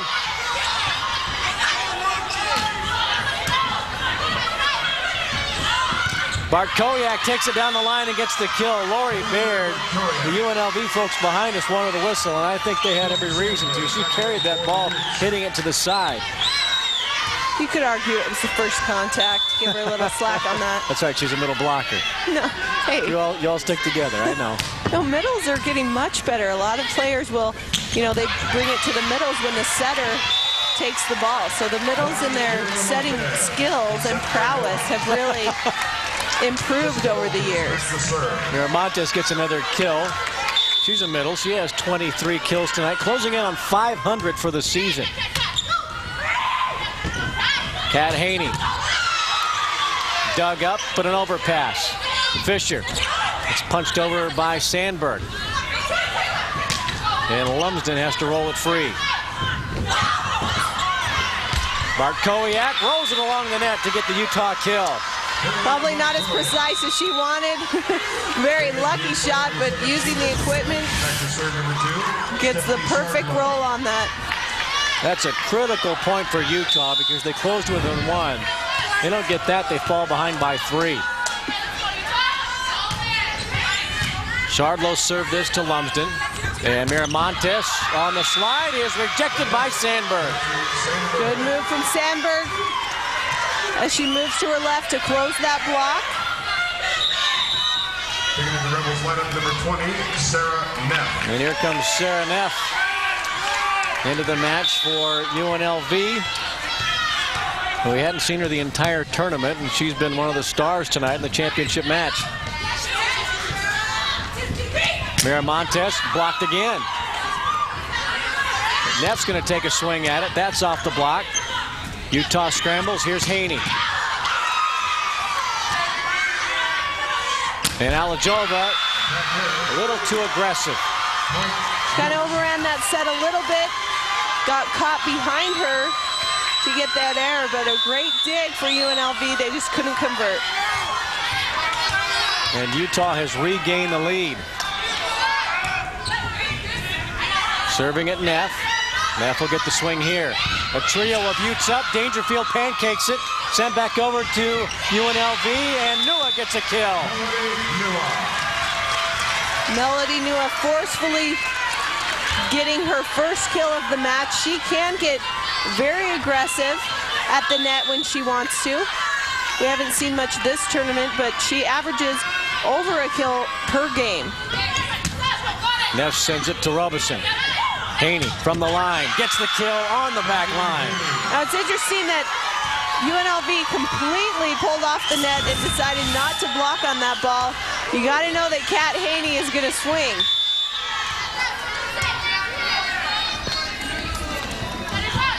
Haney serves it and jumps it to Walker.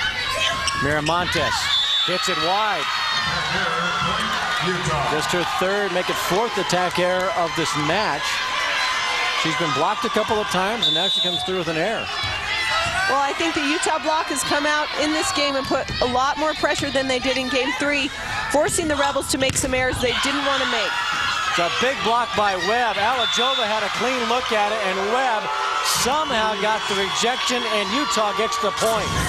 I think a couple times tonight, Webb has done a nice job taking away the big seam. And in a one-on-one, she really had to throw her arms into that cross court at the last second to steal that away from Alajova. Haney serving again at Neff. They've really been sending it to the freshman a lot. Webb had to adjust her approach, and there wasn't much on that attack. Now Alajova finds a triple block, and this time she gets the kill. She couldn't beat one, but she does beat three. Well, Alajova using a lot more of her shot selection by tooling the block out of bounds. Playing her final match here at home in this conference championship and on her 22nd birthday. So happy birthday to Maria Alajova, the all-time kill leader at UNLV. Robinson is blocked by Greenwood. Here's Webb on the other side, and she gets a kill off Cunningham. Nice job running the offense by Shardlow to go the other way. Well, away from motion, Shardlow going back to Webb. And a huge mismatch out there in the one-on-one. Good serve by Dangerfield. Here's Robinson. Splitting that block, and that's in there for a kill. A 4-point Utah lead. And the last time these two teams met, just last week, Utah was able to end a 10-match winning streak for UNLV, and that was kind of the match that really triggered Utah and started them on this big momentum swing that they're on. UNLV trails, and they're using a timeout.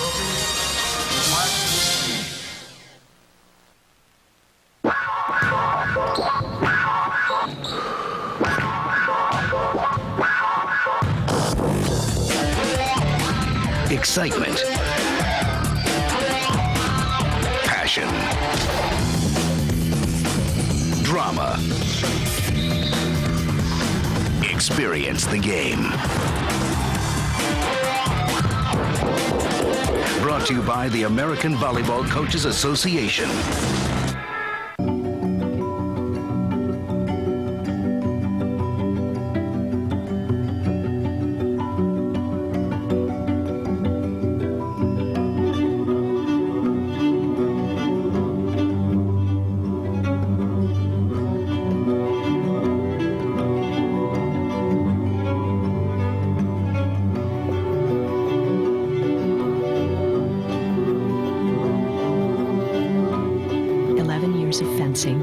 And 3 years of law school teach you a lot.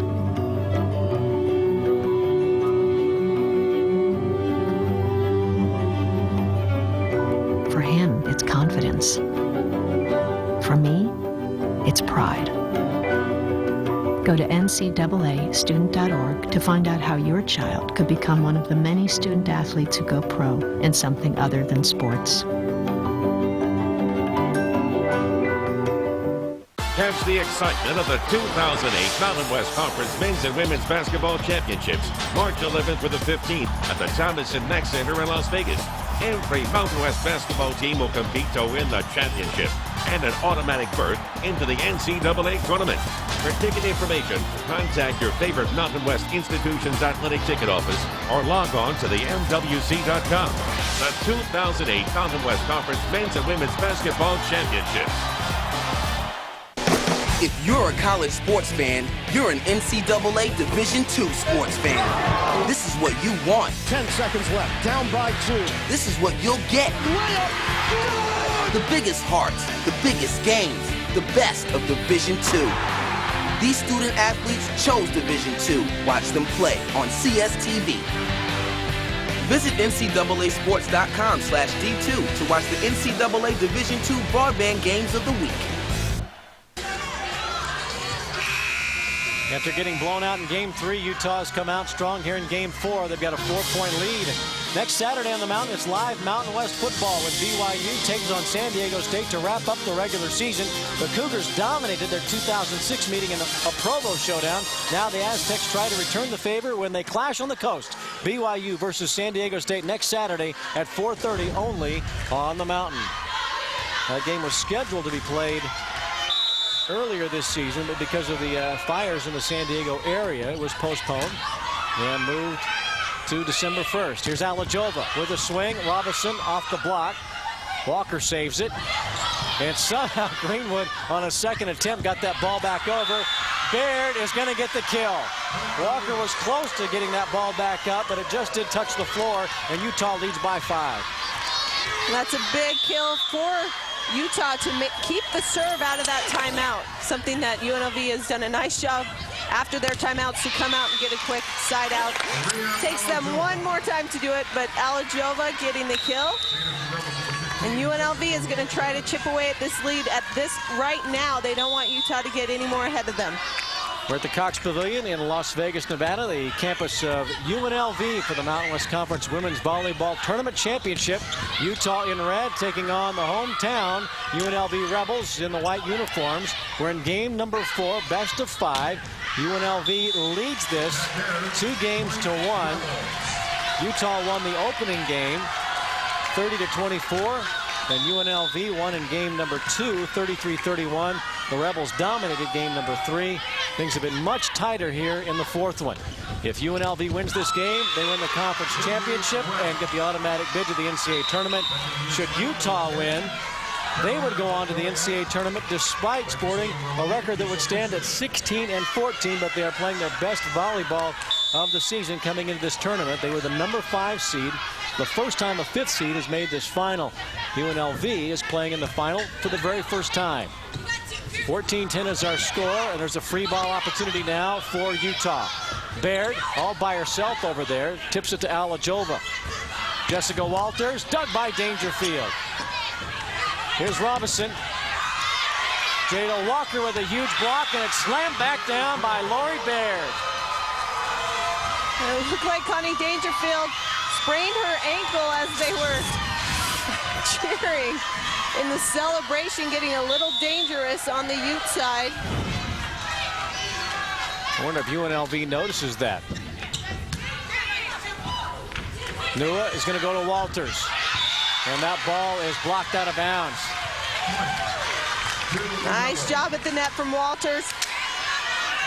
Pushing the ball into the block and throwing it out of bounds. Just swiping it off the hands. Here's Baird. One-on-one with Greenwood, and Lori Baird, the all-conference Ute, gets the kill. Well, Utah's been able to get a pass up to the net.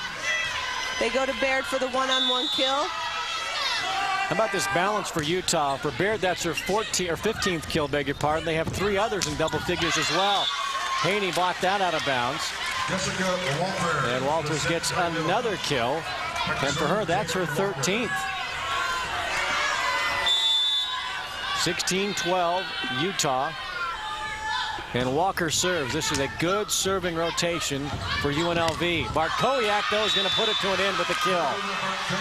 Chad Haney with the great pass up to the net. Bartkowiak getting the ball done. And we talked about how well these teams are playing, despite a few unforced errors that they really wouldn't like at the latter part. They're both hitting right around 250, which is pretty good as a team.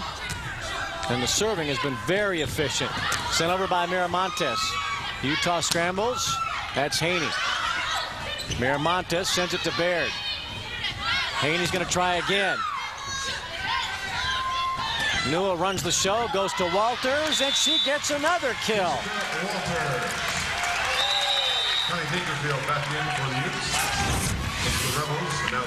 Great dig, great set. All the way back to Walters, who uses the block, hits it high hand. She's just been making great decisions tonight, all night long. Haney gets a full swing and a good run at that. She gets a kill. She had to speed up to get any sort of seam on that ball. Miramontes was moving well to close. Just at the last second, Haney hits the high seam, getting it to fall. Back up to a 5-point Utah lead. Miramontes gets another kill. She has 24. And she just makes it look so easy. She's such a fluid, smooth player. She hits the ball so well, and especially she's very good at hitting high hands to get that kill. Neff serves it. Whitney Webb thunders one down the line. Walker got a hand on it. She'll set it free. Nice job by Cunningham to track that down. Haney, another good run at it. And they say that's why. That's a point for UNLV. You got to credit the two smallest players on the floor for UNLV for their defense that created this point. Haney just really trying to attack that line. That's the third time tonight that she's hit it well wide of her target. Haney whips it to Alajova. She's got an overpass, and Sandberg hits it to Cunningham. Alajova goes deep to Shardlow. And there's a great play at the net. On the block, Alajova and Miramontes, the seniors, team up. And this is in game 3, exactly when UNLV started to get going. They were the first to 20 after being down. And as they start to get going, of course, who's in the front row but their senior leaders? A 3-0 run for UNLV. They've closed to within 2 after trailing by 5. Utah 15-14 this season. They've won 5 of their last 6 matches. After a tough start, they were 4-7 in the non-conference season. Had a 4-match win streak that had them feeling good heading into conference play. And kind of an up-and-down year until the final month of the season. They're coming off a year in which Utah put together a school record 28-4 record. They were 16-0 in conference play. Finished the year ranked 15th in the country. They were preseason number 17 in the nation coming into this season, and most folks thought that was because, well, they had Ariel Salvo coming back, the player of the year in the conference from 2006. Sydney Anderson coming back, the setter of the year. They had Emily Toon, their 6'7" middle blocker, an all-conference performer, coming back. And none of them are here. Salvo transferred to Washington. Anderson is at Nebraska, and Emily Toon tore her ACL in the summer and has been unavailable. And they also lost their starting center from 2005 who decided to transfer. So Beth Lanier, who has won so many matches, 365 to be exact, 82% of her Mountain West Conference matches all time. There's Emily Toon. This may well be, during the month of November, the best coaching job that she's done. Well, it is, and you know, a lot of pressure, a lot of credit has to go to those 2 freshman setters who came into this really not expecting, you know, to have to jump into a Division I setting, and they have worked so hard this year, spending tons of extra time in the gym, at least a half hour before every single practice working with Beth on their setting. She's a great setting coach, and she has really gotten them to where they are today. The UNLV block has turned this match around. That's 3 consecutive points turned in by the UNLV defense, and the run for the Rebels is 5 in a row, and we're tied at 18. This is a team not known for its blocking. They love to play back row defense and scramble around. Haney has to adjust. That time the block is out of bounds, and Utah regains the lead. They need to regain some momentum. Exactly. I think the damage has been done momentum-wise. UNLV clearly with the edge, but a nice job from Haney to get the ball back and stop that Rebel run. Nua stuck her fist out. I'm not sure she knew where that ball was. Robinson gets a kill off the Rebel block, and it's 2 in a row for Utah. They get to 20 points first. That was a good turn from Robinson. The last second, she just uses that ball out of bounds, and that's something she needs to do. She struggled a little bit in this match, getting blocked in the front court, forcing some errors. If she can just use the hands that are available to her, she's going to be more successful. Miramontes hit that long. That's all off the serve of Kat Haney. She sent that to Neff, and her pass was not good. Utah's jumped out to a 3-point lead. Now they feel a lot better over there on that Utah sideline, and Kat Haney, who was so dominant at the net, is doing it behind the line for the Utes. Well, she's been a great leader. She played a lot last year, but is in a much bigger role this year, and she's really risen to the occasion. She's just a great emotional player, always upbeat, and can get the job done. And clearly, like you said, on the serve, I think Utah has found a target in freshman Sara Neff. That's a big load to have. It's one thing to have to come in a match and have to hit the ball, but when you are in the passing lanes, that's a lot of pressure. Rebels have the edge in the match, 2-1, so if Utah wins this, we would go to Game 5. Now, if we go to Game 5, neither team has had a ton of success. UNLV picked up its first Game 5 win yesterday in the semifinals when they beat BYU. Utah in 5-game matches is just 1-4, but several of those 5-gamers were against some of the better teams in the country in the non-conference season. Their lone win was against Purdue. Get your complete Mountain West recap with the Mountain Cap. Join the Mountain every Saturday night for all the scores, highlights, and analysis from the Mountain West Conference and beyond. The Mountain Cap next Saturday night at 10 on the Mountain. Allison Keeley's team got up to a 3-2 start in Mountain West Conference play. The big weekend for them was when they went to BYU, knocked off the 12th-ranked Cougars. And they actually beat BYU here and then beat Utah in this gym in back-to-back matches. And then they went on the 10-match winning streak. Haney gets a service ace out of the timeout.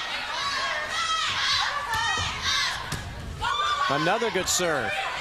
Bumped around by the Rebels. Alajova rolls it into the block. Now she's going to take a full swing at it, and she's rejected. Here's the momentum we were talking about. Strings of points, both these teams. This isn't a side-out battle anymore. It's all about a good run of points on both sides, and this is all Utah. 5 straight. Miramontes blocked by Sandberg. She'll try again. A net violation is called on Utah. That gives a point to the Rebels. That's unfortunate because they had the block and they were getting set up. Well, definitely, and Haney certainly was doing a nice job serving.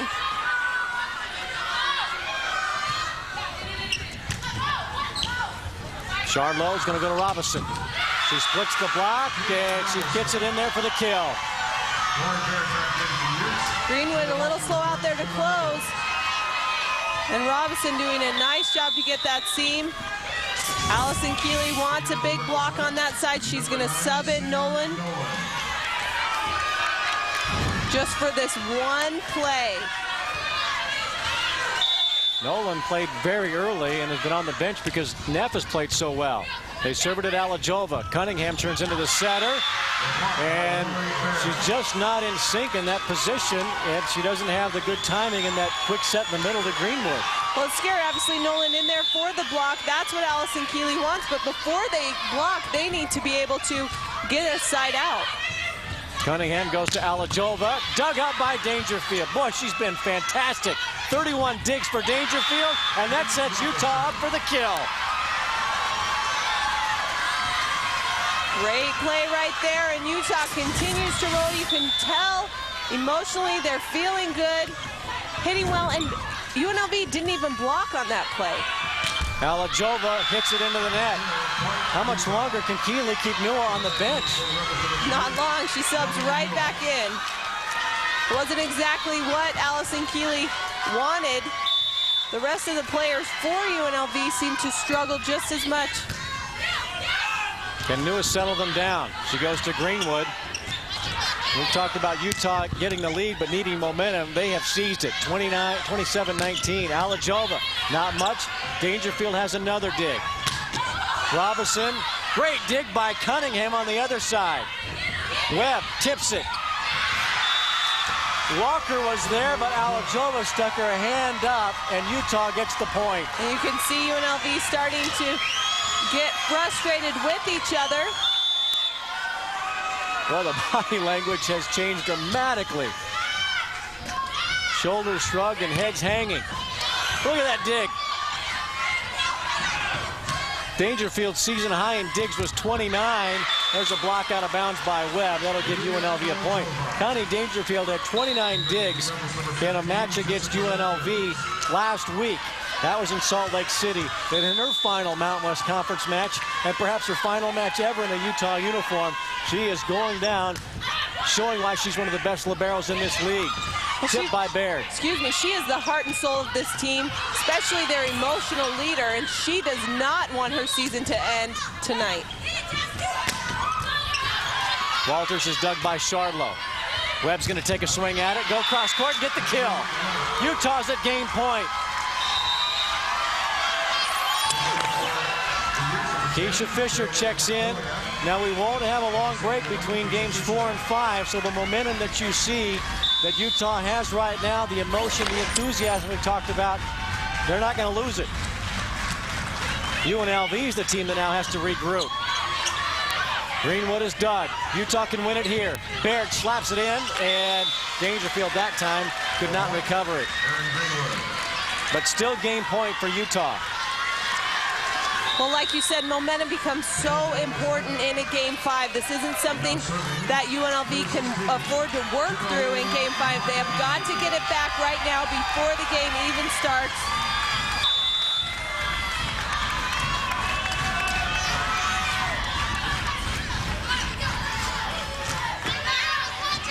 Here's Haney. Walters can't play that out of the net. Utah gets the point. And Utah comes back, trailing 2 games to 1. They did not get off to a good start in Game 4, but they got on a roll, and they roll right into a victory. And why not? This tournament began with a 5-game thriller, and we're going to end it with a 5-game thriller. Utah and UNLV battle for the championship in Game 5 next.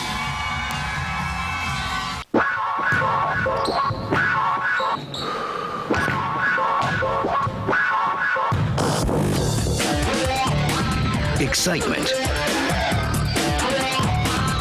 Passion. Drama. Experience the game. Brought to you by the American Volleyball Coaches Association. Well, here we go. The most dramatic game in volleyball. It's Game 5, and it's a sprint to the finish. We go to 15. A point scored on every serve. You must win by 2. Utah is 1-4 in 5-game matches this year. UNLV is 1-1. I should say Utah is 2-4 because they won last night in 5 over Colorado State. UNLV picked up a 5-game victory last night in eliminating BYU in the semifinals. How much energy, how much emotion, how much do these two teams have left? That's exactly what Allison Keeley just said. She said, I want you to go out with as much fire and as much energy as you can muster. Beth Lanier's team must win this game or their season comes to an end. If they win this game, they will get the automatic bid to the NCAA tournament, and we believe the Mountain West Conference should get 4 teams in for the first time ever. There are a lot of coaches around the country right now very nervous as they hear the news of what's transpiring tonight in Las Vegas. Because if you've got a team that's hovering around, say, 17, 18, 19 wins, and you're 500 in your league, some of those power conferences like the Big 12 or the Big 10, if Utah gets in, this league is strong enough with those 3 teams that finished 1, 2, 3 that 4 could go, and somebody's not going to get that spot. But BYU, or big part Utah at this point, is playing very good volleyball. And they're not a team that should want to play come to the big dance. Now, UNLV, they're here at home. They're playing in the conference tournament final for the very first time. They entered as the #2 seed. They have never won a Mountain West Conference title, regular season or tournament. They've got a chance to make history right here on their home floor. Melody Nua will serve it up for the Rebels to open up game 5. The pass is directed to Fisher. She goes to Bartkowiak, tip to Walters. And Nua's going to have to set it free. Baird gets the kill. Utah 1-0.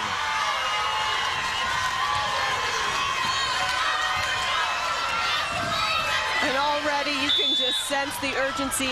Every single point so important in this 5 game.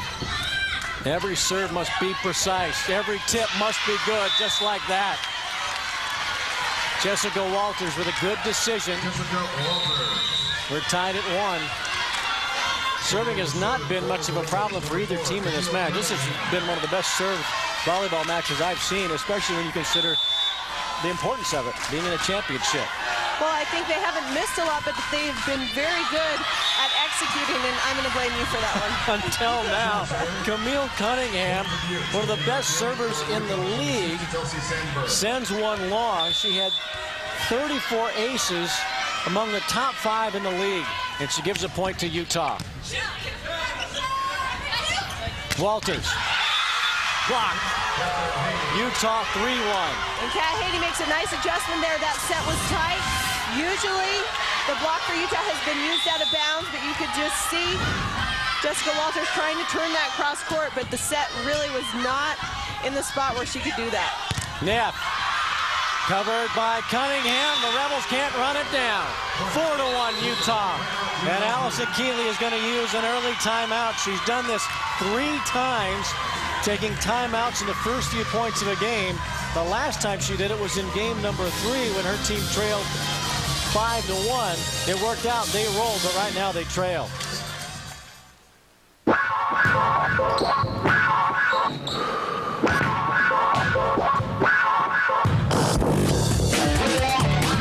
Excitement.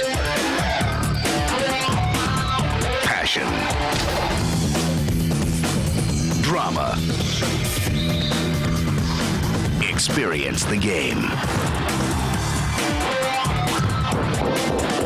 Brought to you by the American Volleyball Coaches Association.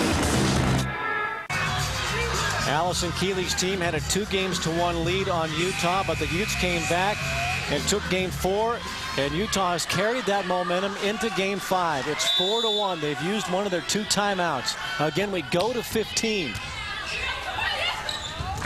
Greenwood attacked it into the block. That's rolled over by Haney. UNLV gets another chance. This is Neff off the block. The freshman gets another kill. That's her 8th. Neff, not a great position on that blade. Didn't even have much of an approach, but she hits it high and uses the block out of bounds. It'll be so interesting to see how these freshmen do in this tight 5th game. The pass too tall for Keisha Fisher. Now that point by Neff was critical, not just to stop the Utah run, but they get to rotate Lauren Miramontes back into the match. And here's Walker serving. Haney off the net with that attack, and UNLV has come back to tie it at 4. It's a big play right there. And this is huge. It comes down to really who is in the front row at the end of the game. Can Lauren Miramontes score enough points as she's up front? Will she be able to get to the back twice? Or will that be enough for her team? Nua goes to Neff, and she rolls one over. Utah needs this, and Bartkowiak's going to get it for him. That ball may have been sailing out. It looked like it was on its way out. Nua, maybe thinking there was a touch, tries to stop that ball. It looks like there might have been. But a great kill from Bartkowiak, another freshman on the floor for Utah. Shardlow is in. Serving at Cunningham. Good pass for Nua. Miramontes tools the block and gets the kill, and we're tied at 5. Miramontes sensing she had a double block in front of her. She didn't want to swing away too hard. Just using the block to the side, and she's going to see a lot of sets if UNLV can keep the ball tight to the net where they can use her. Poor pass for Charlo, and Robinson has to play it out of the back row. Miramontes again, tips it. Webb is there. Sandberg sends it to Walker. Miramontes again winds up. That's blocked just out of bounds. Well, Utah knows it's going to go to Miramontes as well, but it seems to not make a difference if she has 2 in front of her or 3. She can get the kill whenever, wherever. UNLV leads. Tough serve by Walters. And flying in for the kill is Webb. And there's no touch. It's a point for Utah.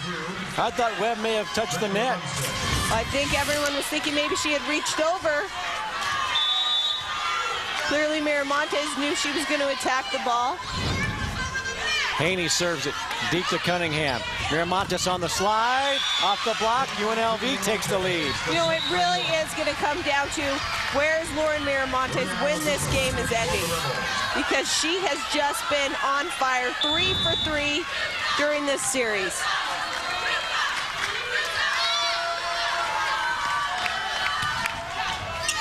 That service to Haney. Robinson off the block for the kill, and we're tied at 7. This is a good scoring rotation for Utah. And back to serve is Dangerfield. Serving at Neff. Miramontes taps it to Dangerfield. Webb. Boy, Lumsden got lucky there. She's going to roll it over. Utah is going to go to Robinson. And she airmails it long, and that's a point for the Rebels. And we get to the 8-point mark. They switch sides. We've already had a timeout, so we'll continue playing. Well, and with that, Lauren Miramontes with 27 kills rotates to the backcourt. Can her team do it without her? She has been everything for them all night, and this 5th game has not been any different. She has seen the ball every single time it's come up to the net. She's delivered. 27 kills takes her to 499 kills on the season. And she will serve it up for UNLV. Resuming play as after they switch the sides.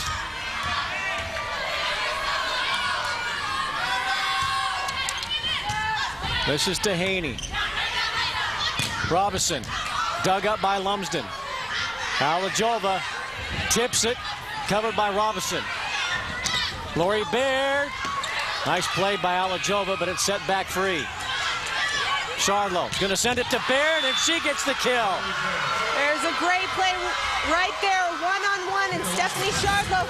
That's going to be the question. Is she feeling confident enough to go to Baird? Because Baird can get the job done. She's their lone all-conference player right now, a very, very seasoned player. She has 17 kills right now, hitting 500, having a great night. Can they get her the ball while she's in the front row? Keisha Fisher will serve it up. Noah. Alajova gets the kill and gives UNLV the lead. Oh, it's a good thing Barkowiak was nowhere near that play. That set very tight to the net. You can see Alajova really struggling to reach it, but she saves it, and all she has to do is tap it down because there's no one there for Utah. Fisher goes to Baird, and the all-conference Ute gets another kill. That's her 18th. Lori Baird again in the one-on-one. Alajova trying to help there. An overpass, nearly an ace. Baird rejected by Greenwood.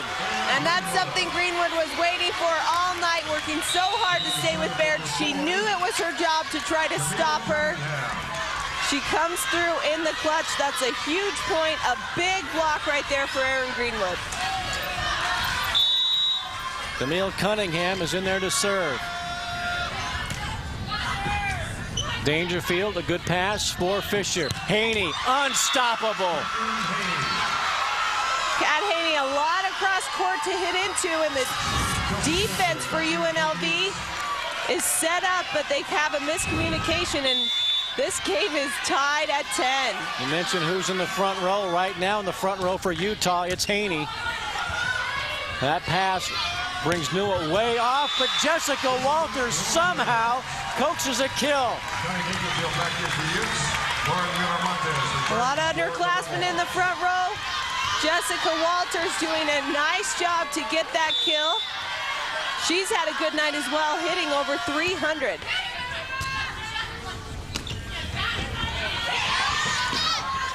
Nua keeps down alive. Here's Walters with the tip. Big block.